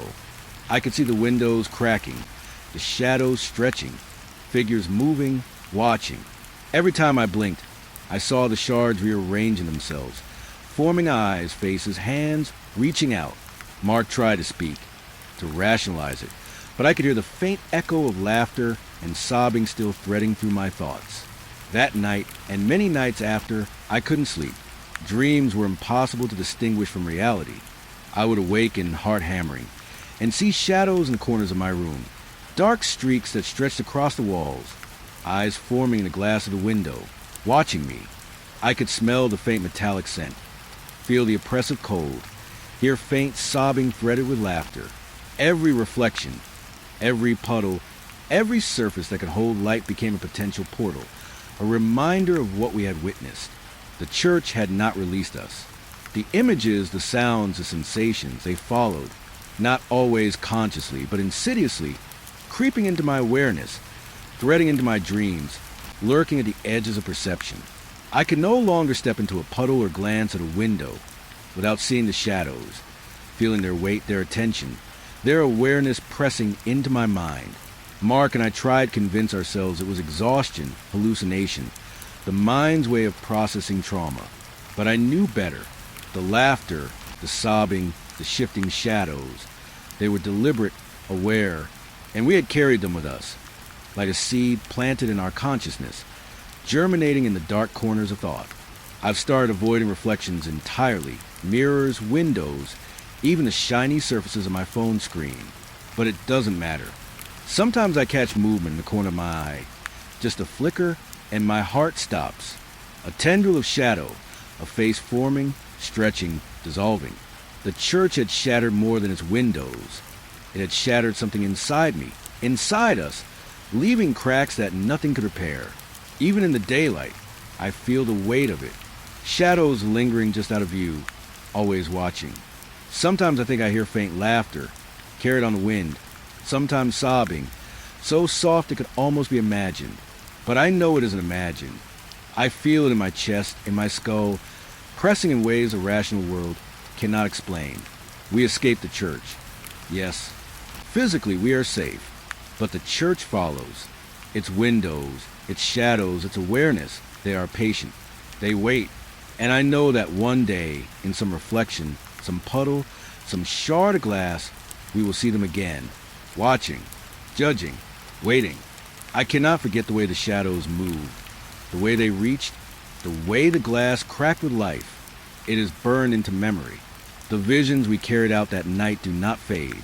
They linger, threading through reality, haunting sleep, slipping into quiet moments when the world seems calm. And I know, with a certainty that chills me to bone, that the church has not finished with us. Not by a long shot. The first thing I noticed when I stepped into the church was the silence. Not the kind you expect in an empty building. The kind of quiet that fills every corner and lingers like it has substance. The doors creaked softly behind me, but the sound seemed swallowed almost immediately, leaving nothing but that thick, heavy silence. It pressed down on my shoulders, made my chest feel tight, and whispered that I was not alone, even though I could see no one. I moved slowly, boots clicking on a worn stone floor, each step echoing in the nave. The air was cold, but not a normal cold. It was sharp and invasive, slipping into my clothes, my skin, my lungs. I drew a breath and felt a shiver run down my spine. The pews stood in rigid rows, dark and solemn, each one locked in place, as if guarding secrets. Some were warped, others splintered, but all seemed purposeful. They weren't just furniture. They were sentinels. I paused in the middle aisle, flashlight sweeping along the wood. The beam caught faint scratches on the surfaces, marks that might have been from years of use, or something else, something that had scraped and clawed, leaving evidence in its wake. The air smelled faintly of dust and old incense, but beneath that, there was something tangy, metallic, sharp, almost like blood. My stomach turned, and I had to swallow twice to calm myself. I whispered a prayer, not out of faith but for reassurance, and my own voice sounded wrong, hollow, echoing, bouncing off walls that felt too close, as if the church itself was listening. The pews seemed impossibly long in the dim light, stretching farther than they should, their ends fading into shadow. I caught movement out of the corner of my eye, just a flicker, and froze. My heart hammered. When I looked directly, there was nothing, only the straight, solemn lines of wood. I stepped closer to the front, the altar shrouded in darkness. A few candles burned weakly, casting shadows that danced on the walls, yet the air around them was unnaturally still. I could see the corners of the room, where light didn't reach, and the shadows seemed thick, almost tangible, pooling in slow, deliberate shapes. I had the distinct impression of eyes following me, of a gaze that moved me even as I tried to ignore it. The silence shifted then. A soft sound, like a whisper cloth on stone. My pulse jumped. I turned, shining the flashlight along the aisles. Nothing, only the pews, unmoving, locked in their solemn watch. And yet, I felt it again, stronger, like the air itself was breathing around me. Something there, just beyond perception, measuring, aware. I moved toward the side chapel, where the confessional stood. It was dark and polished, almost glossy in the weak light. The doors were closed, but not locked. I hesitated. My hand hovered over the knob. There was a faint vibration in the air, like a low hum, so soft I wasn't sure if it was real. The feeling of being watched intensified. I could swear the shadows in the room shifted, curling slightly toward me. Hello. My own voice sounded timid, foreign. It was swallowed almost immediately by the oppressive quiet. The confessional didn't respond, obviously, but the sensation of awareness lingered. It wasn't human. I knew that instinctively. Whatever it was patient, deliberate, observing.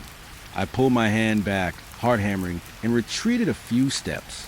I tried to reason with myself, telling myself I was imagining it, that the silence, the shadows, the stillness, everything was normal for an abandoned church. But the truth pressed in. Normal churches didn't make you feel small, insignificant. Normal silence didn't carry intent. And normal shadows didn't stretch and pulse as if aware of your presence. I made my way down the aisle again, flashlight sweeping, and stopped at the first pew on the left. There was a scratch along the top rail, deep and jagged, as if something sharp had dragged across it slowly, deliberately. My stomach knotted. I could almost feel the force behind it, the intention. The church was old, yes, but it didn't act old. It acted alive. Or at least, it behaved as though it could perceive. I tried to ignore it and focus on my purpose. To inspect, to ensure the space was empty, to record notes. But every time I stepped forward, I felt resistance, as if the air thickened just enough to slow me, to warn me, to suggest that I should turn back. And I could feel that gaze again, not just in the corner of my eye, everywhere, pressing down, watching, waiting. The altar drew me closer. Candles flickered faintly. I noticed small cracks in the stone, lines that traced strange, almost deliberate patterns. I reached down, touching the edge, and the air shifted instantly. A whisper, so faint I almost missed it, seemed to slide along my ear. My spine stiffened. I spun, scanning the room. Nothing. Only the pews, the walls, the shadows pooling in corners. The sensation intensified. I was aware of it behind me now. A presence not bound by sight. I couldn't pinpoint it, couldn't measure distance. I just felt it pressing against the back of my mind, threading into my thoughts. Every rational explanation fled. I was hyper-aware of every sound, every flicker of light, every slight draft that moved across the floor. My own heartbeat seemed deafening.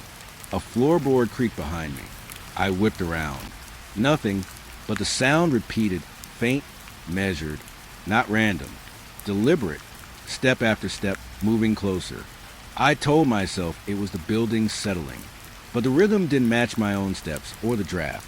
It was precise, watching, waiting. I walked toward the back, moving carefully, flashlight scanning every shadow. And then I saw it.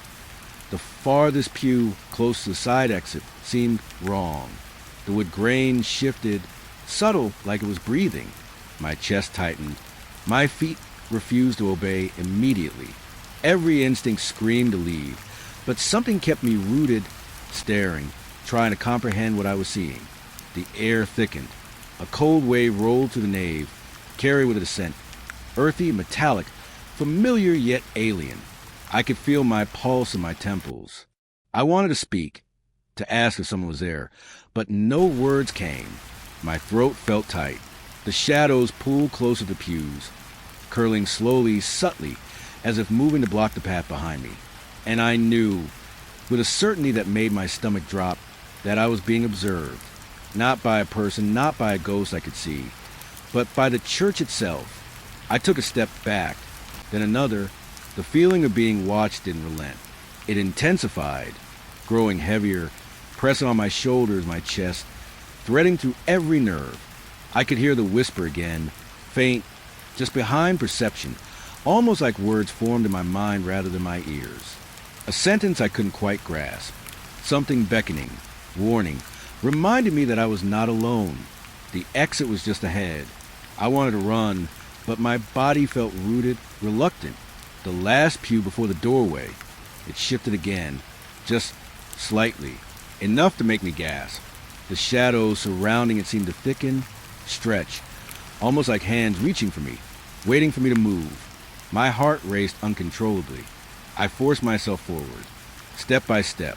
The whispering grew slightly louder, overlapping with my heartbeat, merging into a rhythm I couldn't separate. And then I glimpsed movement, just a flicker, like the edge of a shadow twisting. Something that should not have been there. My chest tightened, lungs burning. I bolted the last few feet to the door, swinging open, and the cold night air hit me like a physical blow. Outside, the street was quiet, normal, mundane, but the weight of the church followed. I could feel it pressing, lingering in my thoughts, threading into my awareness. That gaze, patient and deliberate, had not released me. It never would. I turned once, flashlight sweeping the nave through the doorway. The shadows pulled still, thicker at the edges, almost forming shapes, almost watching. I couldn't see any movement now, but the sensation was unmistakable. The church had noticed me. It had marked me. And as I walked away, every step echoing the empty streets, I realized something unsettling. I had entered to inspect, to ensure emptiness, to be the lone observer. But the church didn't want an observer. It wanted acknowledgement. It wanted recognition. And somehow it had found me. Even now, hours later in my apartment, I feel the weight of that gaze pressing from somewhere far away, intangible but undeniable. I cannot look at photographs of the building without feeling eyes on me, shadows stretching across the frame. I cannot recall the silence inside without shivering. I am haunted, not by a ghost, not by an entity I can see, but by the awareness itself. The church is awake, patient, watching, and I know it will be waiting when I return. After what happened the first time I entered the church, I thought I'd be more prepared. I convinced myself that knowing what to expect would make it easier, that my mind could hold the unease at bay. But nothing could prepare me for what came next. The evening air was damp and heavy as I stepped onto the worn stone steps of the church. The sky was a dull gray, clouds low and thick, pressing down as though the world itself was closing in. I pulled my coat tighter around me and hesitated at the door.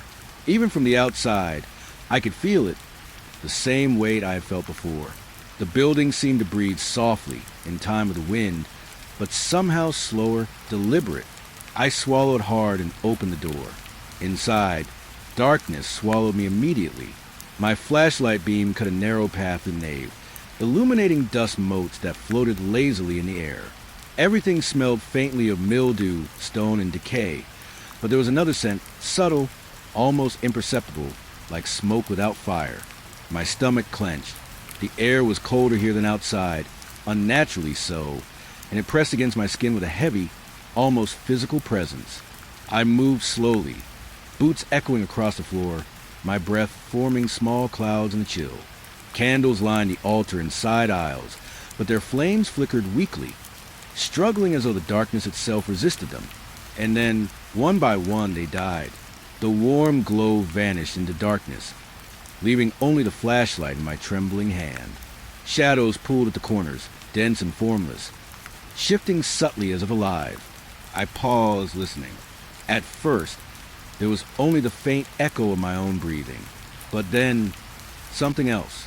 A breath that wasn't mine, soft, measured, in perfect harmony with my own. I froze. My pulse spiked. The sound didn't come from anywhere obvious. It seemed to surround me, coming from the shadows themselves. I whispered, almost involuntarily, "Hello?" My voice sounded small, almost fragile, swallowed by the heavy air.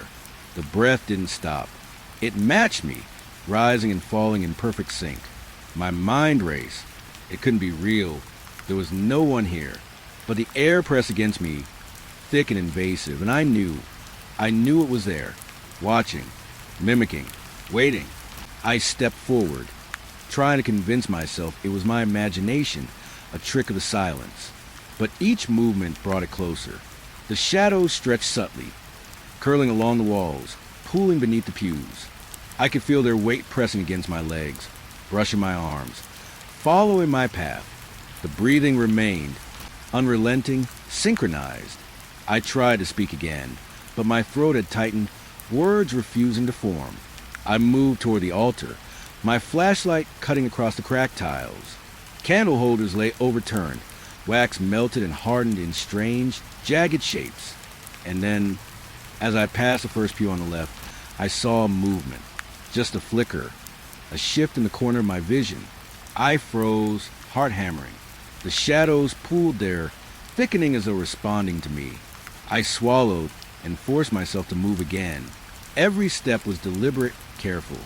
My own breath came in shallow bursts now, each exhale mirrored exactly by the unseen presence. Panic threatened to overtake me, but I forced my feet forward toward the side chapel. The confessional sat in darkness, doors closed, yet I could feel the presence gathering there, condensed, focused. I approached it slowly. The air was colder here, sharper, slicing into my lungs with each inhalation. I reached for the door, fingertips trembling. The shadows responded immediately, curling like fingers around the wood, brushing against me, cold and real. The synchronized breathing intensified, filling my ears, pressing against my chest. My pulse raced, and I could almost feel the rhythm of something else within the walls.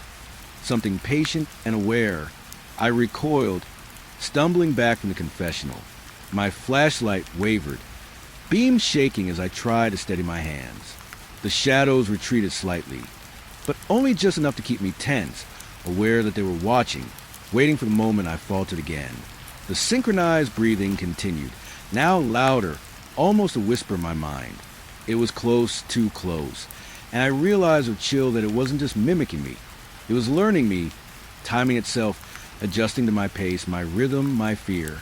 I took a deep, shaky breath, trying to calm myself. The church was supposed to be empty. I was alone, and yet every instinct screamed that I was not. I glanced around, flashlights sweeping over the pews. Their dark forms seemed to lean in, tilting subtly toward me. I could feel the pressure of them, the weight of centuries pressing down. Something about the space had changed. It was no longer a building. It was a living entity, and I had stepped inside its awareness. A faint sound reached me, almost drowned the rhythm of my own panic. A whisper, too soft to hear with my ears, but undeniable in my mind. A single word, stretched deliberate. "Stay." I recoiled, heart hammering. My mind screamed to run, but my legs refused. The shadows thickened along the walls, moving toward me with intent, curling and stretching.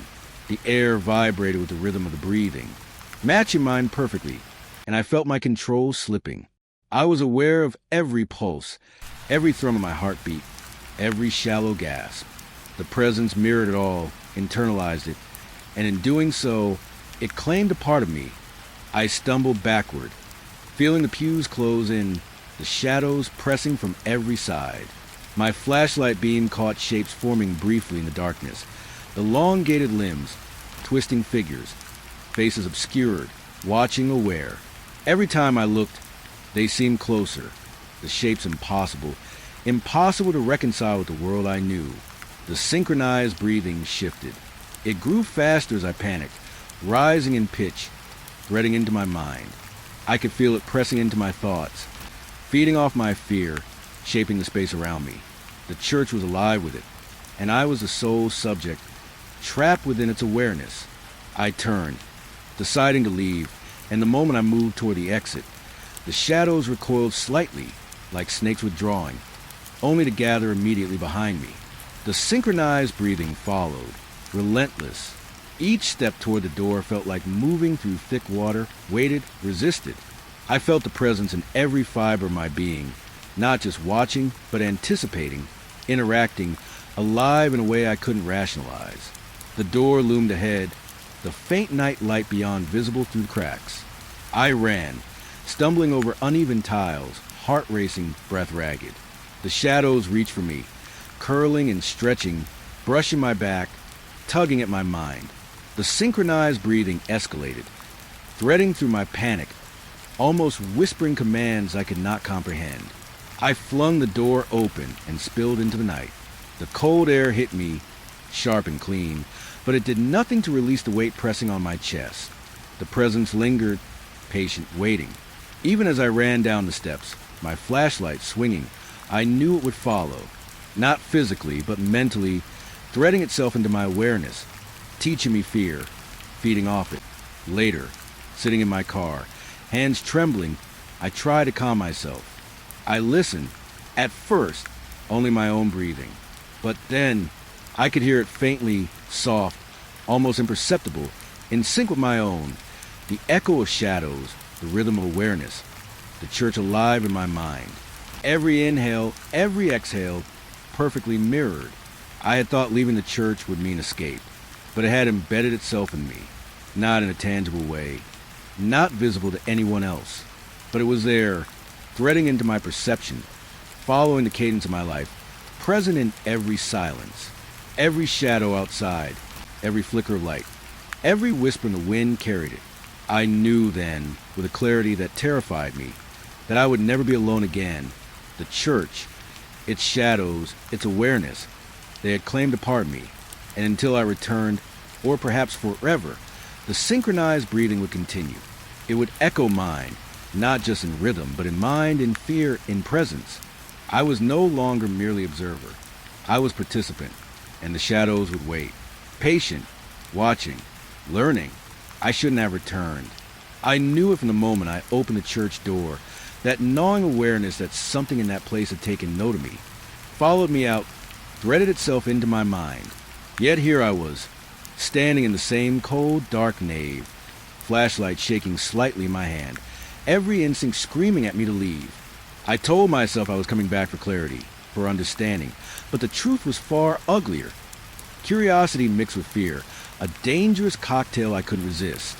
The air inside was thick, almost viscous, clinging to my clothes and skin.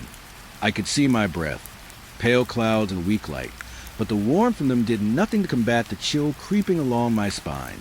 Candles flickered faintly along the altar, though I hadn't lit them, and that's when I noticed the shadows, darker than they should have been, pooled strangely along the walls, twisting and stretching in ways that didn't obey the room's geometry. I swallowed hard, forcing my legs to move forward. The silence was heavy, pregnant with something I couldn't name. Each step across the stone floor echoed too loudly, each breath too sharp, too intrusive. And then it began, a soft, almost imperceptible murmur like a chant. I froze. My heart thudded violently. It wasn't coming from the altar itself, at least not directly, but from the shadows themselves. A litany, warped and distorted, carrying words I couldn't recognize but understood at some deeper level. I took another cautious step. The murmur grew, threads of sound intertwining with the rhythm of my heartbeat. Shadows along the walls shifted subtly, curling, stretching, forming shapes that seemed vaguely human. Figures, hunched and writhing, performing gestures I recognized instinctively as prayer, but twisted, unnatural, grotesque. Their movements were deliberate, ritualistic, and somehow precise, though no one was there. I shook my head, forcing rational thought. This isn't real, I whispered. My voice sounded tinny in the stillness. But the figures continued, dancing in the corner of my vision, synchronized with the chanting. I could hear it now clearly, low, guttural, a distorted hymn that echoed through the nave like it had been carved into the stones themselves. The pews loomed in the dim light, blackened by shadows. And yet, each pew seemed to shiver slightly, as if participating, swaying ever so subtly in response to the chanting. The air vibrated with the energy of the service, a palpable current of something unholy.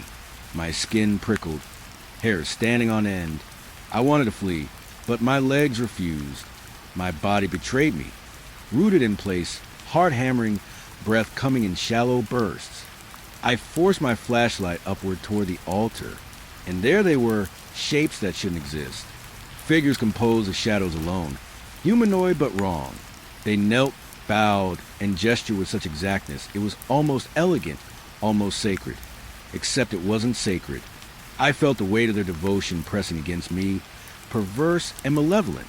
I realized with a cold, sinking dread that the church itself was conducting the service. It wasn't empty. It had never been empty. The chanting intensified. It was in my head now, threading into my thoughts, sinking with my pulse. My temples throbbed as the unholy words slithered inside me, unrecognizable yet undeniable. I wanted to cover my ears, to flee, to escape, but the shadows shifted closer. Not aggressively, not yet, but enough to encroach, to press against the edges of my perception. I felt their presence, tangible and aware, like they could measure the quiver of my soul. I stumbled backward toward the central aisle, trying to keep my flashlight steady. Every movement felt amplified, exaggerated, and the figures reacted instantly. They didn't need eyes. They didn't need flesh. They moved in perfect response to me, gestures twisting as though mocking my fear, perfectly synchronized with the chant. I could feel it now, their awareness pressing against my own, testing boundaries, learning me. My rational mind searched for explanations. Shadows, tricks of the light, hallucinations. But each excuse faltered under the undeniable physical sensation of them. I could feel cold air brushing my arms, hear the scrape of movement over stone. I could sense eyes where none could exist, felt measured intent behind the gestures of shapes without bodies. It was real, terrifyingly real. I swallowed again, trying to steady my nerves. I stepped forward, heart hammering, drawn toward the altar despite everything telling me to turn and flee. The chanting reached a crescendo, filling the nave, wrapping around me. The shadows formed something I could not comprehend fully. A cross? A figure? Perhaps both. My flashlight illuminated nothing but dark shapes, yet I knew, instinctively, what was there, and the shapes acknowledged me. A subtle bow, a gesture toward my trembling form, a mockery of welcome. I backed away instinctively, my feet scraping against the stone floor. The shadows rippled, stretching across the aisle, flowing like liquid darkness toward me. I felt their cold against my skin, though nothing touched me. My heart pounded in my ears, breath ragged, sweat prickling at the nape of my neck. And then the chanting changed, distorted further, words warping into something almost intelligible, forming fragments that my mind could barely process. Join, serve, remain. I shook my head violently. No, not me. I would not participate in this blasphemy. My rational mind struggled against a pervasive dread threading through my thoughts. I was alone, or should have been, and yet I felt pressure, not just physical but mental, pressing against my will. The shadows responded to me, stretching and writhing in sync with my hesitation, bending reality around me, mocking my defiance. I stumbled toward the side exit, hoping to escape. The chanting followed, echoing unnaturally, bouncing off walls, folding back on itself. The figures didn't pursue, not overtly, but the shadows crept along the floor, along the walls, flowing with intent toward me. Every step I took felt resisted, as if the air itself had thickened, the church alive in a way that mocked my small, fragile human form. I reached the door and flung it open. Cold night air hit me, sharp and biting, a contrast to the suffocating atmosphere within. I staggered into the street, chest heaving, eyes scanning the darkness outside. The church loomed behind me, silent now, as if nothing had happened. The shadows were gone. The chanting faded. But I knew better. The memory of it, the sensation of awareness pressing against mine, would linger indelible. I looked back once, flashlight weakly illuminating the entrance. Nothing moved, nothing breathed, but I could feel it. The church, patient and deliberate, waiting. The unholy liturgy had ended, but not completely. Its echoes remained, threaded into the air, into the very stones. And in me, that night, sleep was impossible. Every shadow in my room seemed alive, curling along the walls, stretching and twisting in rhythm with my pulse. I could hear fragments of chant in my mind, fragmented words threading through my thoughts, forcing images onto my eyelids. Figures kneeling, bowing, gestures precise and horrific, waiting for acknowledgement. I was not safe, not here, not anywhere. I tried to reassure myself rationally. It was a trick of memory, of adrenaline, of stress. I would return. I would investigate again, prepared, armed with light and reason. But deep down, I knew that what I had experienced could not be rationalized. The church had observed me, and in doing so, had ensnared me in its awareness. I was marked, participating, even if unwillingly, in a service I could never fully understand. The unholy liturgy had ended for now, but I knew its rhythm would return. The shadows, the chanting, the awareness. It had threaded itself into my consciousness, patient, deliberate, eternal. And I feared, more than anything, that next time I entered, I would not be merely an observer. I would be a participant, whether I willed it or not. The church never felt quite the same after the last visit. I thought leaving it behind, even for a night, would erase the memory. That rational thought could reclaim what fear had stolen. But as I approached the ancient doors this evening, I felt the same tug in my chest. The weight, the expectation, the awareness that I was stepping into a consciousness older and more patient than I could ever comprehend. The night was still, unnervingly so. No wind rustled the skeletal trees that lined the churchyard. No distant cars broke the silence. Only the stones beneath my feet seemed alive, cold and unyielding, pressing against me, urging me forward. I hesitated at the door, my hand hovering over the handle. My mind raced with excuses. The church was abandoned, empty, lifeless. And yet, the familiar sense of eyes, so many eyes, tracking me, waiting, thrummed against my nerves. I opened the door. The first sound was subtle, but enough to set my teeth on edge. A low, resonant chime, echoing through the nave. It was like an organ, but not one I could see. The notes fell into the shadows, vibrating to the floor and walls, almost tactile. I swallowed and stepped inside, every nerve alert. The cold air clung to me, wrapping around my jacket and creeping beneath my collar, sharp against my skin. The nave was darker than I remembered. Candle flames flickered, though I hadn't lit any, illuminating in brief bursts of dust and decay of the pews, the faded murals, and the altar at the far end. And then I saw them, spectral parishioners, seated in perfect rows, their forms indistinct but undeniably human. They weren't solid, yet they weren't entirely translucent. They shimmered in the candlelight, faces blurred, features twisting in ways that were almost familiar, almost comforting, until I realized how wrong it was. Their postures were rigid, unnaturally so, hands folded or clasped as if frozen in prayer. Yet the stillness was oppressive. I could feel their awareness, a quiet scrutiny that penetrated the walls, the floor, and my very bones. I wanted to step back, to leave before their gaze could settle fully on me. But the chimes drew me forward. Each note of the unseen organ vibrated with purpose, as if conducting something far beyond music, something ancient and sentient. The air itself seemed to bend to the rhythm of the sound, wrapping around me, drawing me closer to the spectral congregation. I hesitated at the first pew, flashlight quivering. My light flickered across the faces of the figures. They did not look at me, yet I felt the weight of their observation. The church itself was aware, each shadow and beam of light charged with intention. A chill rolled through me, sharp and insistent, raising goosebumps along my arms. The chimes continued, filling the space, and I realized that the sound was not random. It resonated with the shadows, threading them together into an invisible web of awareness. I whispered to myself, almost begging for reason.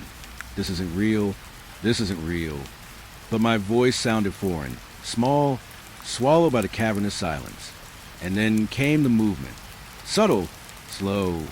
Figures in the front row shifted, heads turning in unison, not toward me, not exactly, but as if acknowledging the music, acknowledging the space, acknowledging my presence. I stepped back instinctively, my boots scraping the worn stone floor. The sound of it, soft, ghostly, seemed to follow me, vibrating to the soles of my shoes. The pews, I realized, were aligned not just to the altar, but to the rhythm of the music, a grid of attention that focused all the unseen eyes in the same direction. And I was inside it, caught in its geometry. The air thickened. I could feel it pressing against my lungs, a weight that made each breath deliberate, slow, a labor. And then the chimes grew louder, more insistent, each note like a finger tracing along my spine. The spectral parishioners began to sway, gently at first, in time with the unseen hymn. My stomach twisted. They weren't just witnesses, they were participants.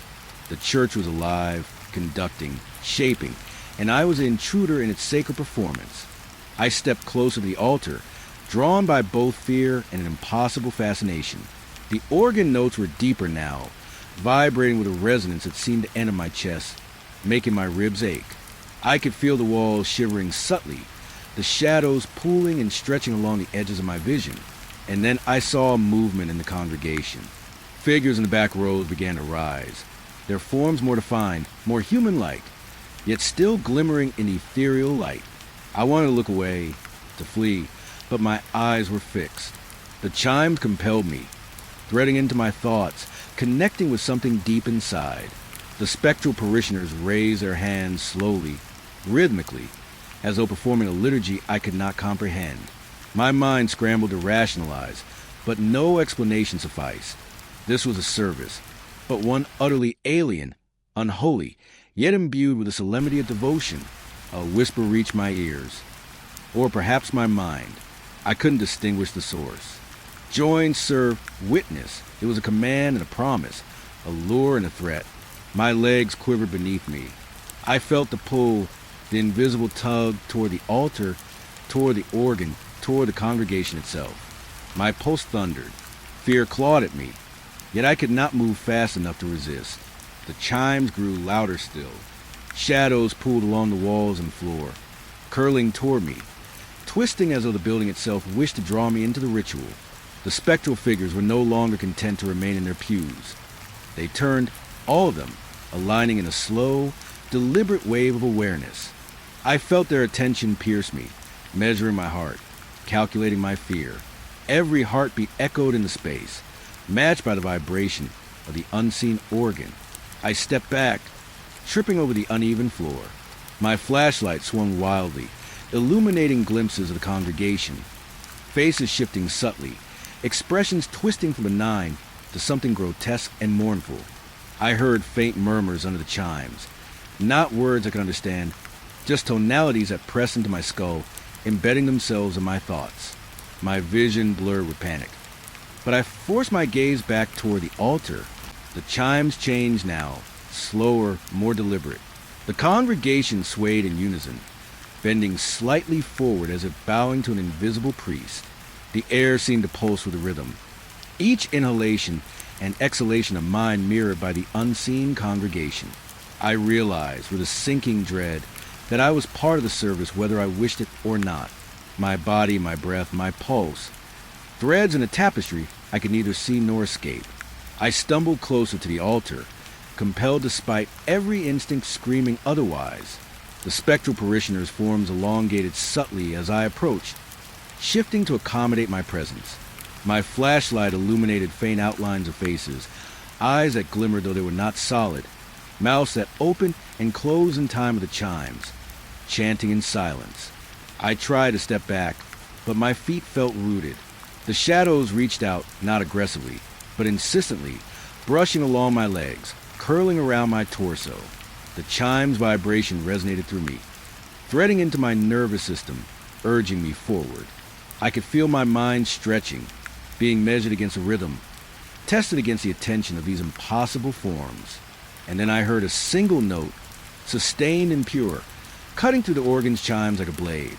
The congregation froze instantly, attention focused solely on me. My pulse thundered. My breath caught.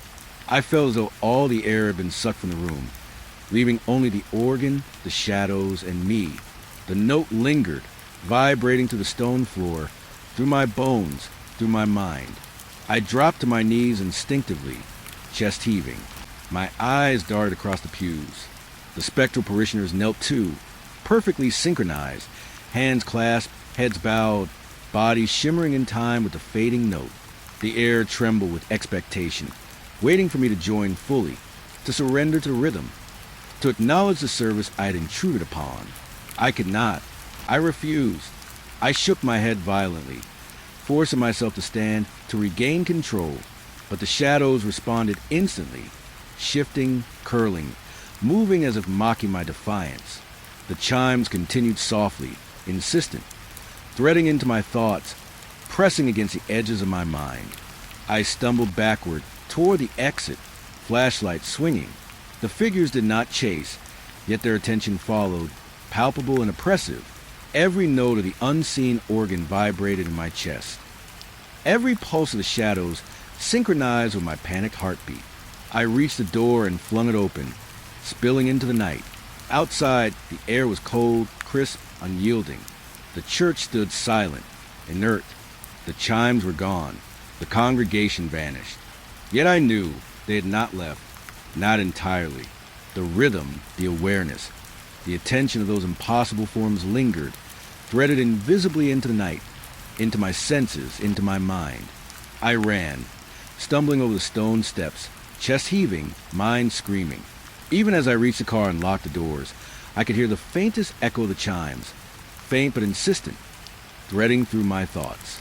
I knew sleep would not come, that the vision of the spectral parishioners, swaying in impossible liturgy, would follow me. Every shadow in my room, every flicker of light, every echo of sound would carry them. The unholy hymn had ended in the church, but its memory, its presence, was eternal. I had witnessed it. I had been measured by it, and in some way it had claimed me. I closed my eyes and tried to breathe. The chimes whispered still, just beneath the surface of my awareness. And I knew, in that terrible, undeniable certainty, that the falling hymn would never truly end. Morning never came.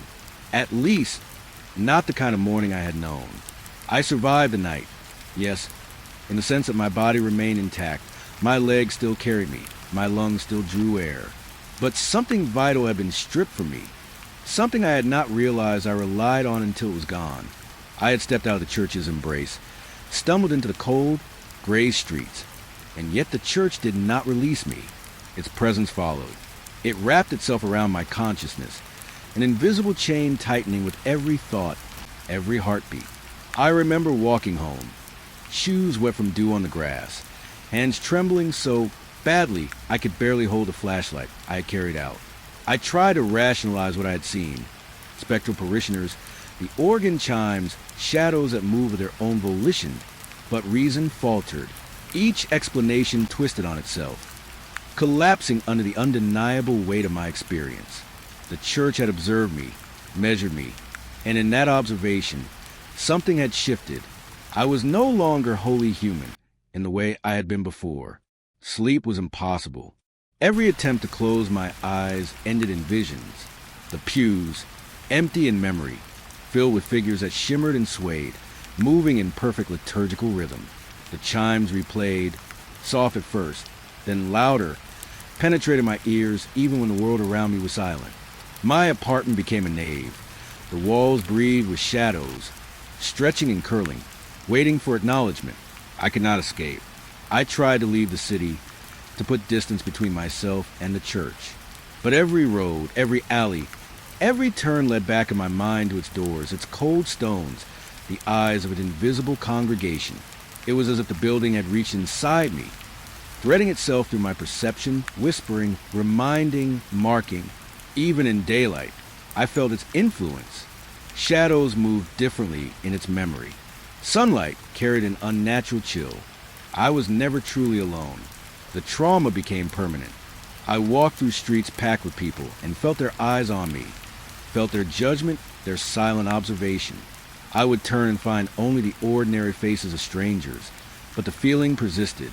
That same pressure I'd felt in the nave, the awareness of something watching and measuring, had been carried inside me, encoded in my perception. My thoughts were no longer entirely mine. The rhythm of the church's chimes haunted the intervals between breaths. I began to notice small things, subtle at first, objects in my apartment shifting ever so slightly, not enough for anyone else to notice. Shadows pooling in corners where light should have reached. A faint scent like incense and stone, following me even when I opened windows, tried to air out my surroundings. I realized with dread that leaving the building had not severed the bond.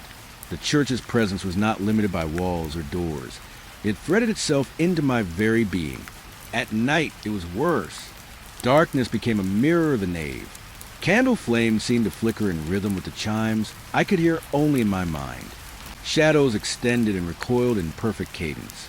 I could feel the phantom congregation all around me, kneeling, standing, raising hands in silent devotion.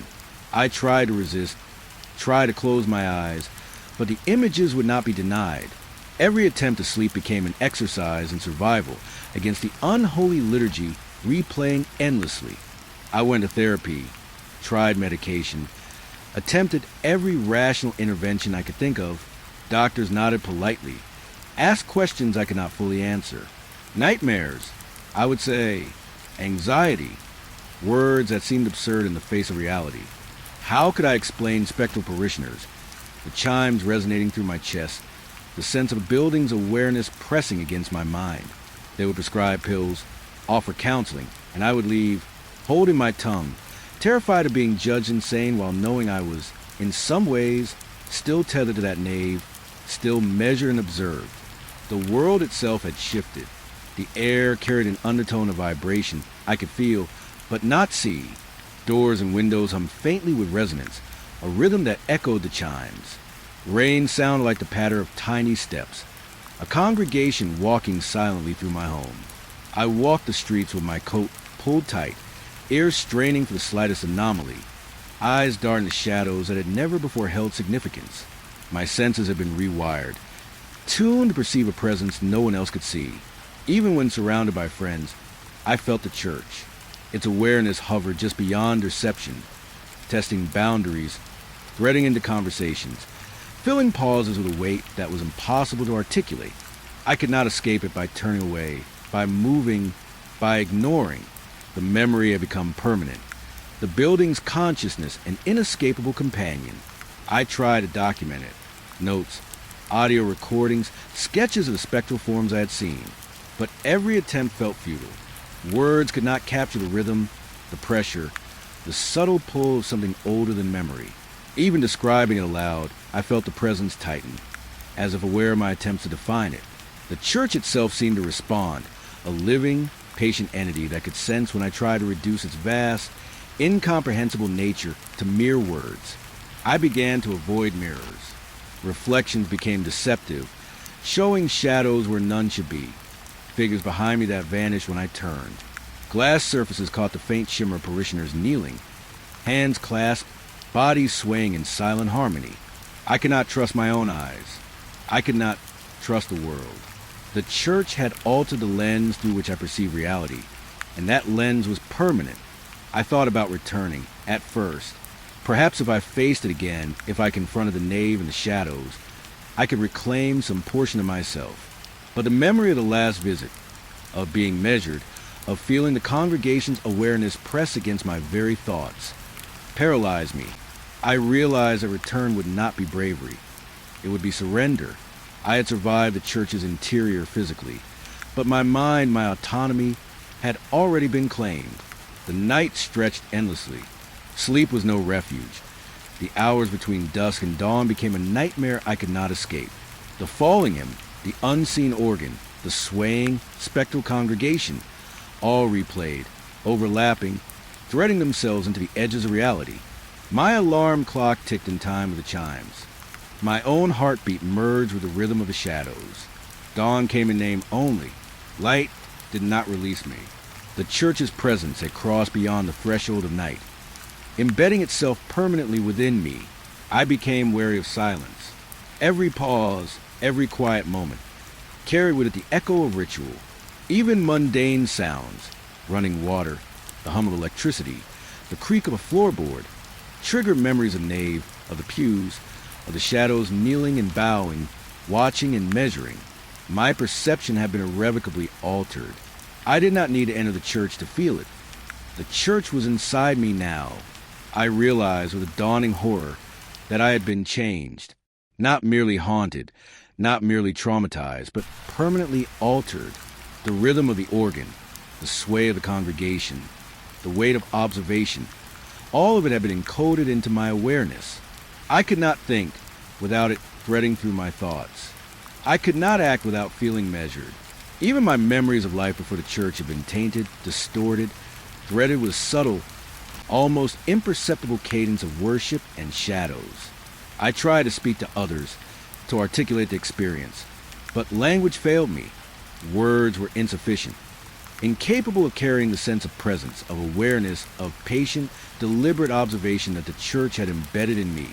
Friends offered sympathy, casual concern. They could not know.